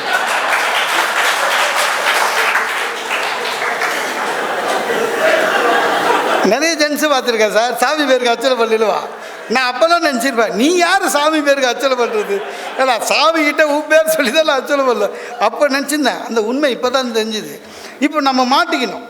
ஐயரும் போக மாட்டுறாரு. இனிமேல் சாமி பேர்னு சொல்லியும் தப்பிக்க முடியாது. டக்குன்னு பார்த்தேன். டக்குன்னு வீட்டு சொன்னேன், இங்கே பார், இந்த ஸ்தல புராணம் பற்றி இந்த ஸ்தலத்தில் என்ன விசேஷம்னா அவங்கவுங்க நட்சத்திரம் அவங்கவுங்க வாயால் சொன்னதான் பலிக்குமான்னு. குலதெய்வம் போயிட்டா எப்போவுமே சார் எந்த வருஷம் போனாலும் சாமி கும்பிட எல்லாம் ஒத்துமையாக வருவானுங்க. கண்டிப்பாக ஏதாவது 2 ஃபேமிலிக்குள்ளே சண்டை வரும். ஏதாவது ஃபேமிலி, ஏதாவது பெரிய மாமா சின்ன மாமா இல்லை அத்தை வீட்டில் யாராவது 2 பேர் சண்டை போடுவாங்க கண்டிப்பாக. ஒரு வருஷம் கூட சண்டை இல்லாமல் இருந்ததில்லை. இந்த கொரோனா 3 வருஷம் போல், இந்த வருஷம் போனோம். நான் வேணுனது ஒன்று தான், யார் கூட சண்டை போடக்கூடாது, அது போதும் அப்படின்னு போனேன். கரெக்டாக 2 பேரும் முட்டிக்க ஆரம்பிச்சிட்டான். சண்டையை வேடிக்கை பார்க்க நின்னேன். அது ஒரு குத்தமா? ஒருத்தன் டக்குன்னு என்ன பண்ணிட்டாரு, எங்கள் பெரிய மாமா என்னை பார்த்து, மோகன் நீ படித்தவன், 4 இடத்துல போய் பேசுகிறவன், நீ ஒரு நியாயம் சொல்லு அப்படின்னு நம்மளை அம்பையர் ஆக்கிட்டார். சரி நீ இந்த பக்கம் திரும்பினா இந்த இவர் சின்னவர் அவரை விட்டார் சார். யார் சண்டை போடுறவனை விட்டான். என்ன பார்த்தீங்கன்னா இவன் பெரிய ஆள் நினச்சிட்டு கூப்பிட்டே அவனை. இவனுக்கு என்ன தெரியும், படிச்சிருந்தா 4 இடத்துக்கு போயிருந்தா புட்சாலின்னு நினைப்பான். அவனுக்கு 10 பைசா கொடுக்குறான அவசரத்துக்கு கொரோனாவில் எவ்வளோ சம்பாதிக்கிறான் அப்படின்னு அவனை விட்டான் சார். சண்டையில் என்ன பிடிச்சின்னா எனக்கா டென்ஷனு. பேசாமல் அம்பையர் வேலையை ரிசைன் பண்ணிவிட்டு நம்மளை சண்டையில் கலந்துக்கலாமான்னு ஆயிடுச்சு. உறவுக்காரங்க அப்படி தான். ஒரு சொந்தக்கார் சார் ஒரு ஞாயிற்றுக்கிழமை வீட்டுக்கு வந்து சொன்னார், உனக்கு இன்னும் கொஞ்சம் வசதி வர்றதுக்கு நான் ஒரு வாய்ப்பு சொல்கிறேன்னாரு. என்னென்ன, எனக்கு இந்த டொனேஷன் கேட்குறது, யார்கிட்டயாவது போய் உதவிக்கு நிற்கிறதுக்கு ரொம்ப கூச்சமாக இருக்கும். அதில் டொனேஷன் கேட்குறதுல ரொம்ப கஷ்டம் சார். கேட்டு இல்லைன்னு சொல்கிறது அதை விட கஷ்டம். நம்மளை ஒரு ரொம்ப கேவலமாக பார்ப்பாங்க. அதனால் எனக்கு அதெல்லாம் பிடிக்காது. யாராவது வந்து டொனேஷன் புக்குன்னு கொடுத்தா வச்சுக்கேன், என்னால் முடிஞ்சதோ கொடுக்குறேன், அதோடு விட்டுருவேன். நான் இதை போய் நான் இல்லை நீங்கள் என் சொந்தக்கார ஒருத்தவங்க சொன்னான், இந்த சதுரங்க வேட்டை படம் பார்க்குற மாதிரியே இருந்தது, நான் இப்போ ஒரு ஸ்கீமில் சேர்ந்துருக்கேன் அப்படின்னா. என்னடான்னு, அந்த ஸ்கீமில் சேர்ந்தினா உனக்கு இருக்கிற இதுக்கு நீ டைமண்ட், நான் வந்து இப்போ டைமண்டில் இருக்கிறேன், அடுத்தது பிளாட்டினம், நீ உடனே இதுக்கு போயிடுவேன் அப்படின்னு பணம் அப்படியே வரும் இப்படியே வரும்னா. நான் சொன்னேன் எனக்கு இதெல்லாம் ஆகாதுன்னு. ஏன்னா தெரியும் அது என்ன ஆகும்னு. அவன் என்ன அப்படியே மோட்டிவேட் பண்ணுற மாதிரியே பேசுகிறான். உனக்கு என்னப்பா பட்டிமன்றத்தில் உங்க கூட எவ்வளோ பேர் பேசுகிறாங்க, இது நம்ம சுகிசுகத்தெல்லாம் சேர்த்து விட சொல்கிறான். ஒரு வாட்டி வரும்போது சொன்னேன், மெட்ராஸ் ஹியூமர் கிளப்லேயே 3000 பேர் இருக்காங்கன்னு. இருந்தால் அவங்களெல்லாம் சேர்க்க சொல்கிறான் சார். சேர்த்தினா ஒரே மாதத்தில் நீ பிளாட்டினம் வாங்குறேன்னு. எனக்கு உச்சத்துக்கு போயிட்டேன். நான் சொன்னேன், இங்கே பாருங்கள், இந்த மாதிரி கேவலமாக இருக்கிறதெல்லாம் எனக்கு பிடிக்காதுன்னு. அப்போ நான் கேவலமானவன் நான் கோச்சிங் போயிட்டான் சார். இன்னி வரையும் வரல. அது உறவுகள் எப்பவுமே பிரச்சனை இருக்கும் சார். அந்த பிரச்சனை இருந்ததுனா தான் உறவுகள்.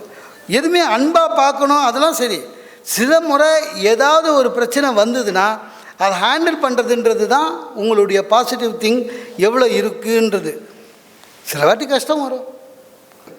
நீங்கள் இங்கே வந்தவங்களை எத்தனை பேர் வாடகை வீட்டில் இருப்பீங்கன்னு தெரியல. அப்படி வாடகை வீட்டில் யாராவது இருந்தால் சீக்கிரம் சொந்த வீட்டுக்கு போகிறதுக்கு என்னுடைய வாழ்த்துக்கள். ஏன்னா ரொம்ப கஷ்டம் சார். வாடகை வீடு கேட்க போகிறதே ரொம்ப அவமானமாக இருக்கும் சார். அந்த வீட்டு சொந்தக்காரெல்லாம் பார்த்தீங்களா, இந்த மறக்க முடியுமா, நெஞ்சம் மறப்பதில் எம்மன் நம்பியார் மாதிரி நிற்பான். ஒரு வீட்டுக்கு போனேன் நானும் என் ஒய்ஃபான், குழந்தையோட கை குழந்தா பையன். அப்புறம் என்ன படிச்சிருக்க, வாப்போதான் வாங்கக்கூட இல்லை, என்ன படிச்சிருக்கேன்னு கேட்குறான். ஏண்டா வீடு கொடுத்துன்னு வரத்துக்கு என்னடா படிப்பாங்க, நீட் எக்ஸாம் எழுதுவான். சொன்னேன், எங்கே வேலை செய்கிற, ஹாஸ்பிட்டலில். என்னமா இருக்க, டிஜிஎம். சம்பளம் எவ்வளோ, மறுபடியும் பிரச்சனை. இப்போது ஒய்ஃபுக்கிட்ட சொன்ன சம்பளத்தை அவங்ககிட்ட சொன்னால் அவன் ஒத்துக்க மாட்டான். உண்மையான சம்பளத்தை அவங்ககிட்ட சொன்னால் இங்கே மாட்டிப்போம். அப்புறம் கல்யாணம் ஆகி எவ்வளோ நாள் ஆகுது, 2 வருஷம் ஆகுது. குழந்தைக்கு என்ன வயசு சார்? எங்கள் மாமனார் பொண்ணு கொடுக்கும்போது கூட இவ்வளோ பேசலை சார். என்ன வயசு சொன்னேன். அப்போ இந்த வருஷம் இன்னொன்னா, டேய் விட்றா. அப்புறம் எத்தனை மணிக்கு காலைல போவீங்க? நான் சொன்னேன், காலைல ஹாஸ்பிட்டலுக்கு 7 மணிக்கு போயிடுவேன். என்ன, எப்போ வருவீங்கன்னு? சார் அது வந்து மீட்டிங் இல்லைன்னா சீக்கிரம் வந்துடுவேன் சார், மீட்டிங் இருந்ததுன்னா டைம் சொல்ல முடியாது.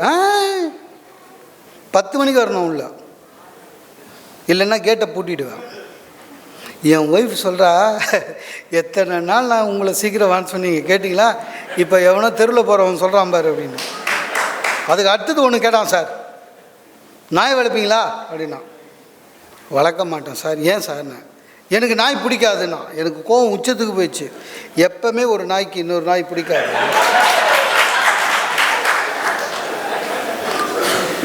சரி சொந்தமாக வீடு கட்டலான்னு இப்போ ஆக்சுவலாக அது வாடகை விட்ருக்கேன், கட்டலான்னு சொந்தமாக வீடு கட்டலான்னு.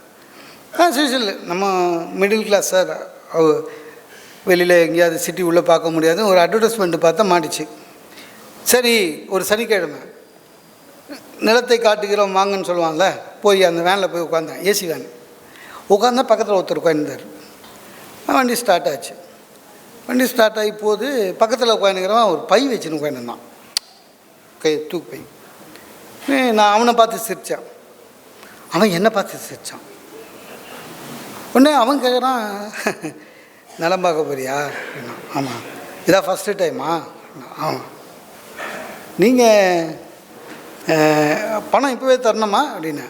இல்லையே, ஏன்? என்ன இல்லை, நிலம் பார்க்க தானே வரீங்க, பை எடுத்துன்னு வரீங்க அப்படின்னா.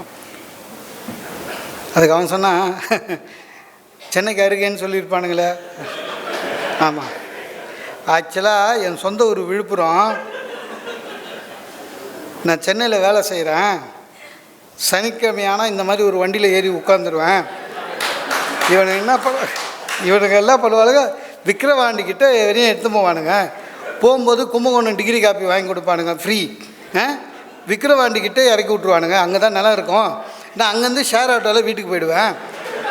ஞாயிற்றுக்கிழமை அன்றைக்கி திருப்பி விக்கிரவாண்டிக்கு வந்து இந்த மாதிரி ஒரு வேனில் ஏறிட்டேன்னா மெட்ராஸ் வந்துடுவேன் அப்படின்னா. நான் அவன் போய் சொல்ல ஆரம்பித்தேன். உண்மையிலே அப்படி தான் சார். கும்பகோணம் டிகிரி காப்பி வாங்கி கொடுத்தானுங்க விக்கிரவாண்டி. சரி, அது ஒத்து வராதுன்னு பொய்ச்சலூரில் வாங்கினேன். பொய்ச்சலூரில் வாங்கினோன்னு என்னோடய ஆசை கிரவுண்ட் +1. அங்கே நகராட்சி இருக்குது, அங்கே போய் எம்எம்டிஏ மாதிரி அப்ரூவலுக்கு போனேன். அவன் சொன்னான், வெறும் கிரவுண்டு தான், +1 இங்கே வராது சார்னா. ஏன்னா ஏர்போர்ட் பக்கத்தில் இருக்குதுண்ணா. ஒன்றும் பண்ண முடியாது சார். மீதி கட்டினா அப்படின்னா எனக்கு என்னென்னா, மீதி கட்டினா வச்சுங்களேன் ஃபைன் போடுவான்ல, அந்த மாதிரி எதுன்னு இடிச்சிருவோன்னா. கட்டவே இன்னும் ஆரம்பிக்கல, இடிச்சிருவோன்னா. சரி அப்படின்ட்டு கிரவுண்டு வரையும் இருக்கலான்னு எனக்குன்னு என் ராசிக்கு ஒரு கான்ட்ராக்டர் மாட்டினான் சார். நம்ம என்ன சார் எல்என்டிலையா கொடுக்க முடியும் அத்தனோண்டு வீடை? இந்த கான்ட்ராக்டர் யாருன்னா மேஸ்திரியாக இருந்து சார், அவங்களே ஒரு விசிட்டிங் கார்டு வச்சுருப்பாங்களா கான்ட்ராக்டர்னு. அந்த மாதிரி ஒரு ஆள்கிட்ட மாட்டினேன். நீங்கள் எதை சொல்லுங்க முடியாதுன்னு, என்ன சொல்லுங்கள் அபகசமாக பேசுவான். நான் சொல்கிறேன் சார், படிக்கட்டு உள்ளே வேணாம் சார், ஸ்ட்ராங்காக இருக்கு வேணாம், 10 வருஷத்தில் இடிஞ்சிச்சுன்னா என்ன தானே கேட்பேன் அப்படின்றான். சரி, நான் இஷ்டமாக விட்டேன். பூமி பூஜை போட்டோம். பூமி பூஜை போடுறோம். திடீர்னு பார்த்தா 2 கார், பூமி பூஜைக்கு யாரையும் கூப்பிடல, நானும் என் ஒய்ஃப் இருந்தேன். திடீர்னு பார்த்தா 2 காரில் வெள்ளையன் சொல்லியமா வந்தாங்க. கூப்பிடவே இல்லை, விஐபியாக வரான் அப்படின்னு நினச்சேன். இங்கே தான் வீடு கட்டுறியாண்ணா, வாங்க நீங்கள் யாருன்னு. கவுன்சிலர்னா. அப்புறம் அவர் ஃபீஸை கொடுத்துட்டேன். அதுக்கப்புறம் திருப்பியும் 10 அடியில் தண்ணி வரும்னு சொல்லியிருந்தானுங்க என்கிட்ட. இவன் சொல்கிறான் ஒன்றுமே வரல. சார் 10 அடியில் தண்ணின்னானுங்களே சார் விற்கும்போது அப்படின்னா. நீங்கள் என்ன 10 அடினா பூமி கீழே இருந்துச்சிங்களா? ஃபோன் பண்ணால் லாரி 10 அடியில் நிற்கும்.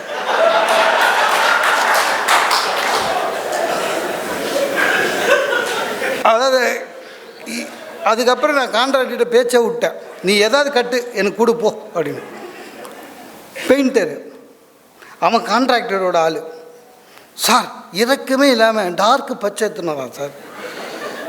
அவன் அதுக்கு முன்னால் ஏதோ முஸ்லீம் வீட்டுக்கு வச்சுருக்கான். பெயிண்ட் மீந்து போயிருக்கு. அது ஏன் வீட்டில் காடி. நான் சொன்னேன் இந்த பெயிண்ட் வானான்னு. டக்குன்னு என்ன பண்ணிவிட்டு அவனுக்கு தெரிஞ்சிச்சு சார். டக்குன்னு என்ன பண்ணிட்டான், என் ஒய்ஃப்கிட்ட போய் சார் இந்த பெயிண்ட்டு நிறைய பேர் விரும்புகிறாங்க, சாருக்கு பிடிக்கலன்றாரு மேடம்ட்டான். அது உடனே அவங்க ஃபேமிலி யாருக்குமே கலரை பற்றி சென்ஸே கிடையாது அவங்ககிட்ட. நான் அப்புறம் நினச்சேன், நீ எதாவது அடி என்னை விடு, முடிஞ்சுது சார். ஒரு வழியாக அவங்கவுங்க இஷ்டமாக கட்டின என் வீட்டில் இதுக்கு கிரகப்பிரவேசத்தை அன்றைக்கி பார்த்தா முதல் நாள் நல்ல மழை. என் ஃப்ளாட் எங்கே இருக்குதுன்னு எனக்கே அடையாளம் தெரியாது.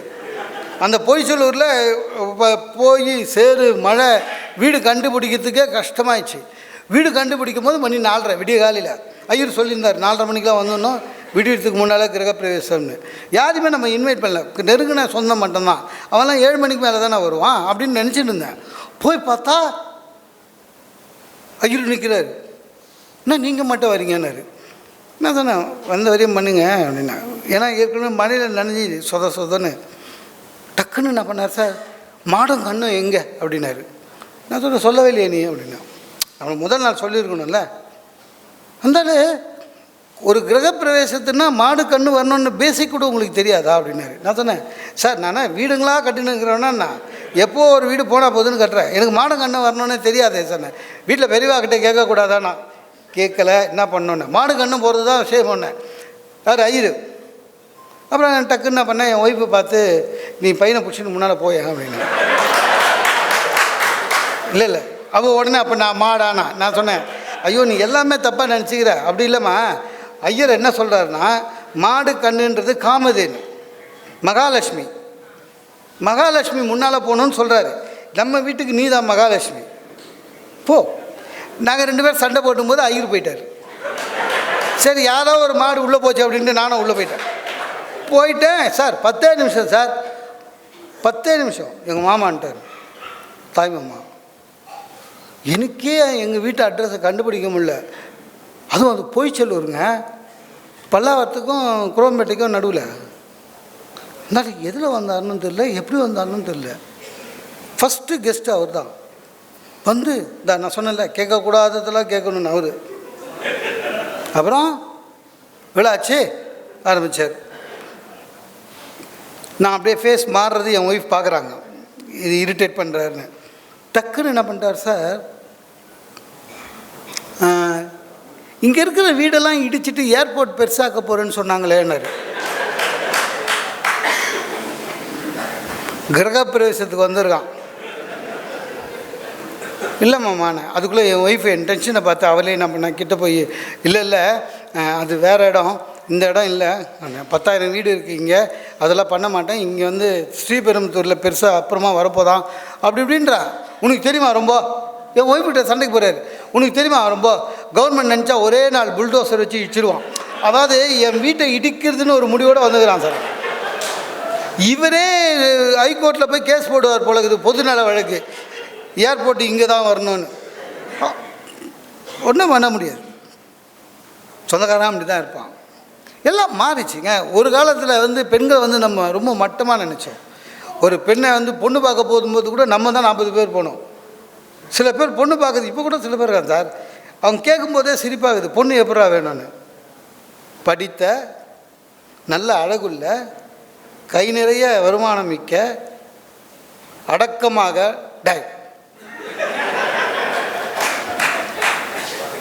அந்த காம்போல அது வருமாடா.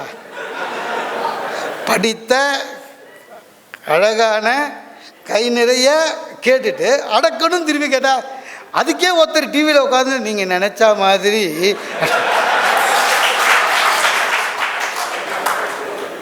சார் கடவுள் ஏன் சார் இருக்கான்?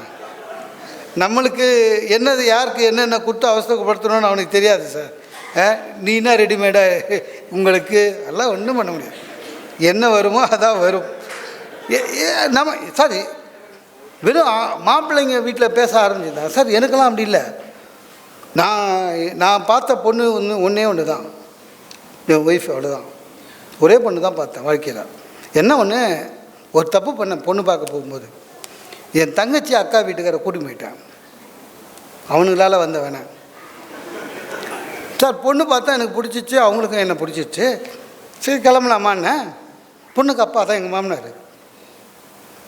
வந்து தம்பி பொண்ணு உங்ககிட்ட பேசணுன்னாரு. பக்குன்னு ஆயிடுச்சு.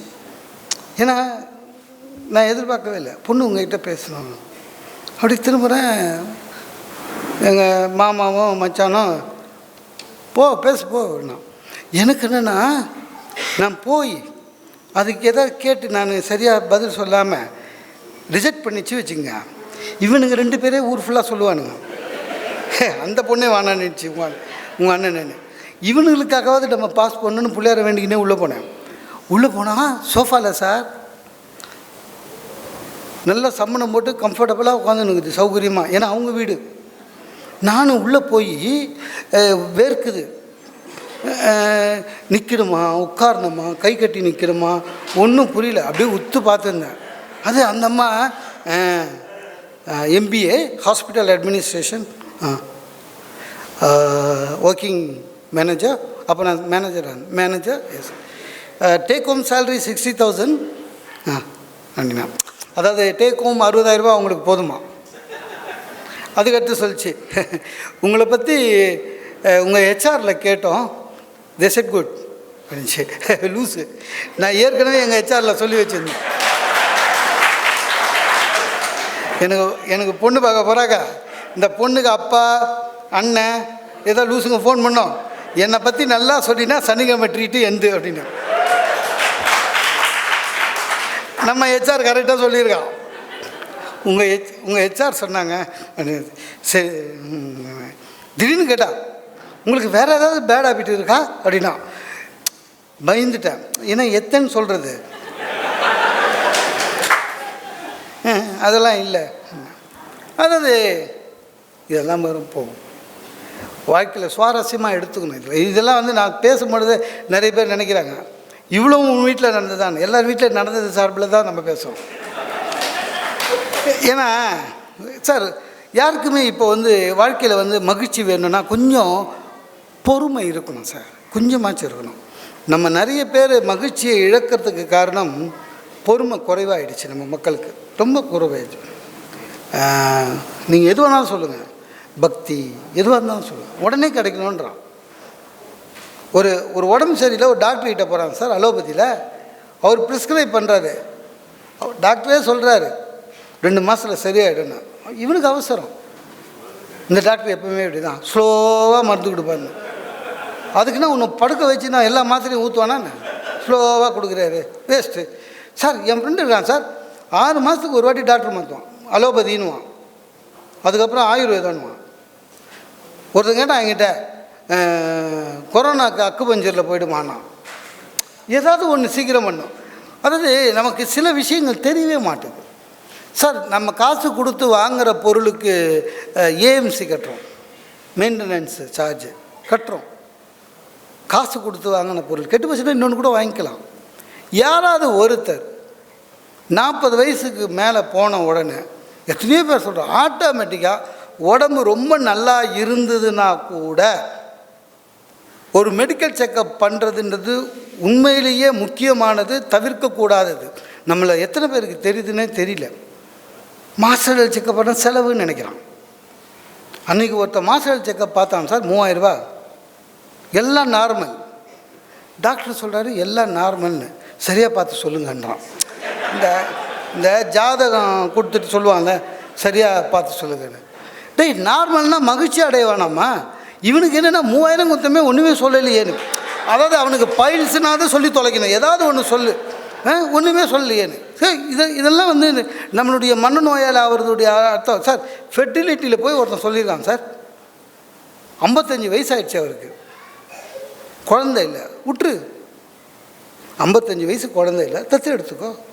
வாழ்க்கையில் வந்து பிரச்சனைகள் வரும்போது அதுக்கு தீர்வு என்னன்னு பார்க்க ஆரம்பிச்சிடணும். அதுலேயே ஒன்று இருந்தால் 56 வயசு ஆகும், அவ்வளோதான். ஃபெர்டிலிட்டியில் போகிறான், அங்கே டாக்டர் சொல்கிறாங்க சார் ஐயோ பார்க்கலாம், ஆனால் டெஸ்ட் பேபி 10% தான் உங்களுக்கு இருக்குது, நீங்கள் பண்ணுங்கள் டாக்டர். இவர் சொல்கிறாரு டாக்டர் நீங்கள் பண்ணுங்கள் டாக்டர், எனக்கு நம்பிக்கை இருக்குது. என்னென்னா ஜோசியத்தில் படிச்சிருக்காங்க சார், கடகராசிக்காரர்களுக்கு ஆண் குழந்தைன்னு. இவன் கடகராசின்றான். அது வந்து 30 வயசு கடகராசிக்காரனுக்கு போட்ட ஜோசியம். இவன் 55 வயசில் வரோன்னு சொல்லி போட்டிருக்கான். ஃபெயிலியர் ஆச்சு, டாக்டரை திட்டுறான். ஆக உடம்பை பார்த்துக்க மாட்டேன். சரி நானேங்க திடீர்னு கொஞ்சம் இதுவாக இருந்தது, சுகர் இருக்காவோன்னு நினச்சிட்டு போனேன். ஒய்ஃபையும் கூட்டின்னு போனேன், சுகர் இருக்கா பாருங்கன்னு. டாக்டர் சொல்ல கன்ஃபார்மாக இருக்குன்னாரு. ரொம்ப தேங்க்ஸுக்கான்னு. நீங்கள் வாக்கிங் போகணும் ரைட்டுக்கு, ஒரு 2 நாள் தங்கிடுங்க, உங்களுக்கு இன்ஜெக்ஷன் எல்லாம் பண்ணிக்குவோம். ஒய்ஃபை பார்த்து சொன்னேன், நீங்கள் 2 நாள் தங்கிடுறியான்னு. எதுக்கு அப்படின்னா, இல்லை நான் தங்குங்க, நான் இங்கே தங்கினா வீணாக நம்ம 2 பேருக்குள்ள சண்டை வரும், இங்கே அங்கேயே சண்டை வரும், தங்கு அப்படின்ட்டு. உங்களுக்கு என்ன, டாக்டர் வரப்போகிறாரு, நர்ஸு மாத்திரை கொடுக்க போது, ஃபுட்டு இங்கேயே இருக்குது, டேக் ரெஸ்ட் அந்தமா. அதுக்குள்ளே பெரிய டாக்டர் வந்துட்டார். அதாவது இவங்களுக்கு என்ன சொல்லணுன்னே தெரியல, அதுதான் பிரச்சனை. பெரிய டாக்டர் வந்தார். சார் டாக்டர் என்ன சார் சொல்லுவாங்க, இவர் தித்திப்பு சாப்பிட்றாரு, அது மாதிரி எது வந்து சுகருக்கு ஆகாதோ அதெல்லாம் சாப்பிட்றாரு அப்படி தானே சொல்லணும். அது மாதிரி சொல்லலை டாக்டர். இவர் நான் எது சொன்னாலும் கேட்க மாட்டுறாரு, எல்லாம் சேர்த்து பொதுவாக சொல்கிறா. இவருக்கு ஏன் சுகர் வந்ததுன்னு கேட்டால் அவர் மாட்டிக்கினார் டாக்டர். நான் கொஞ்சம் நேரம் ஃபீஸ் வாங்குறல இதுக்கும் சேர்த்து தான் வாங்கிக்க. டாக்டரு இல்லைம்மா ஜீன் இருக்குது, ஜீனால் அப்பாவுக்கு இருந்தால் வரும். என் ஒய்ஃப் ஒரு வார்த்தை கேட்டால் சார், டாக்டர் மிரண்டுட்டார். எங்கள் நாத்தனாருக்கு வரலையே ஏன்னா, அவளுக்கு என்னென்னா எனக்கு வந்தது கூட முக்கியம் இல்லை, எங்கள் அக்காவுக்கு வரல, அவளுக்கு ஏன் வரல, நீ ஜீன் தானே சொல்கிறேன்னு. அவர் அப்படியே என்ன, இவர் நான் எது சொன்னாலும் கேட்க மாட்டார் டாக்டர்னு. அவர் உடனே உடனே என்கிட்ட நான் சொல்லியிருக்கணும் பார்த்து. அது பொத்தாமதோ அவரும் என்ன மிஸ்டர் மோகன் சுந்தரம் ஒய்ஃப் சொன்னால் எதுவும் கேட்குறது இல்லையாமேன்னு, ஏதோ அவங்க ஒய்ஃப் சொல்கிறது கேட்குற மாதிரி எவன் கேட்குறோம். அதனால தான் இந்த அளவாவது நல்லாயிருக்கும். அதனால் எல்லாத்தையுமே இயற்கையாகவே நீங்கள் மகிழ்ச்சியாக இருக்கணும் சார். ஒன்று சொல்லி முடிக்கிறேன். நீங்கள் மகிழ்ச்சியாக இருக்க வேண்டும் என்றால் பாசிட்டிவாக பார்க்க ஆரம்பிங்க. மனசு சொன்னங்கச்சி வச்சுங்களேன், எப்போதோ உங்களுடைய வாழ்க்கையில் நடந்த மகிழ்ச்சியான நிகழ்ச்சியை நினைத்து கொள்ளுங்கள். அது போதும். ரீவைண்ட் பண்ணி வச்சுங்க, பெரிய விஷயம் சார். நம்ம எப்போ வாழ்க்கையில் நிறைய இன்பமான விஷயம்லாம் நடந்திருக்கோம் சார், கண்டிப்பாக நடந்திருக்கும். நம்ம காலேஜ் டேஸ்லேயோ அதுக்கப்புறமோ இல்லை ஆஃபீஸ்லேயோ வெளியிலையோ வீட்லேயோ எதுவோ நடந்திருக்கும். நமக்கு ஒரு பெருமை மிக்க ஒரு பதவி வந்தது, அந்த மாதிரி ஏதாவது ரீகலெக்ட் பண்ணிக்கோங்க.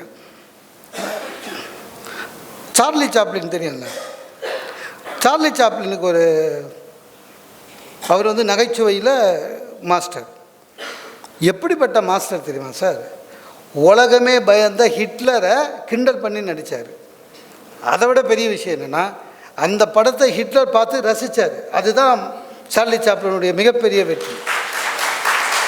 சுடலை, சாதாரண யூதர்களை சுட்டவன் அவரை சுடலை, ரசித்தார். சார்லி சாப்ளின் ஒரு மீட்டிங்கில் பேசுகிறார் யூரோப் கண்ட்ரியில். அது உள்ளரங்க. அங்கெல்லாம் எப்படின்னா, பேசி முடித்த உடனே பேச்சாளர் நல்லா பேசினா மரியாதை கொடுக்கறதுக்காக எழுந்து நின்று ஸ்டாண்டிங் ஓவேஷன் பண்ணுவாங்க. சரியா? அது மாதிரி சார்லி சாப்ளின் அதே மாதிரி ஒரு நல்ல கருத்து சொன்னாலும் எழுந்து நின்று கை தட்டுவாங்க. சார்லி சாப்ளின் ஒரு ஜோக் சொன்னார், உடனே அரங்கமே எழுந்து நின்று கைத்தட்டி உட்கார்ந்தது சார். அதே ஜோக்கே ரெண்டாவது வாட்டி சொன்னார், பாதி பேர் எழுந்து கைத்தட்டிட்டு உட்காந்துட்டான்.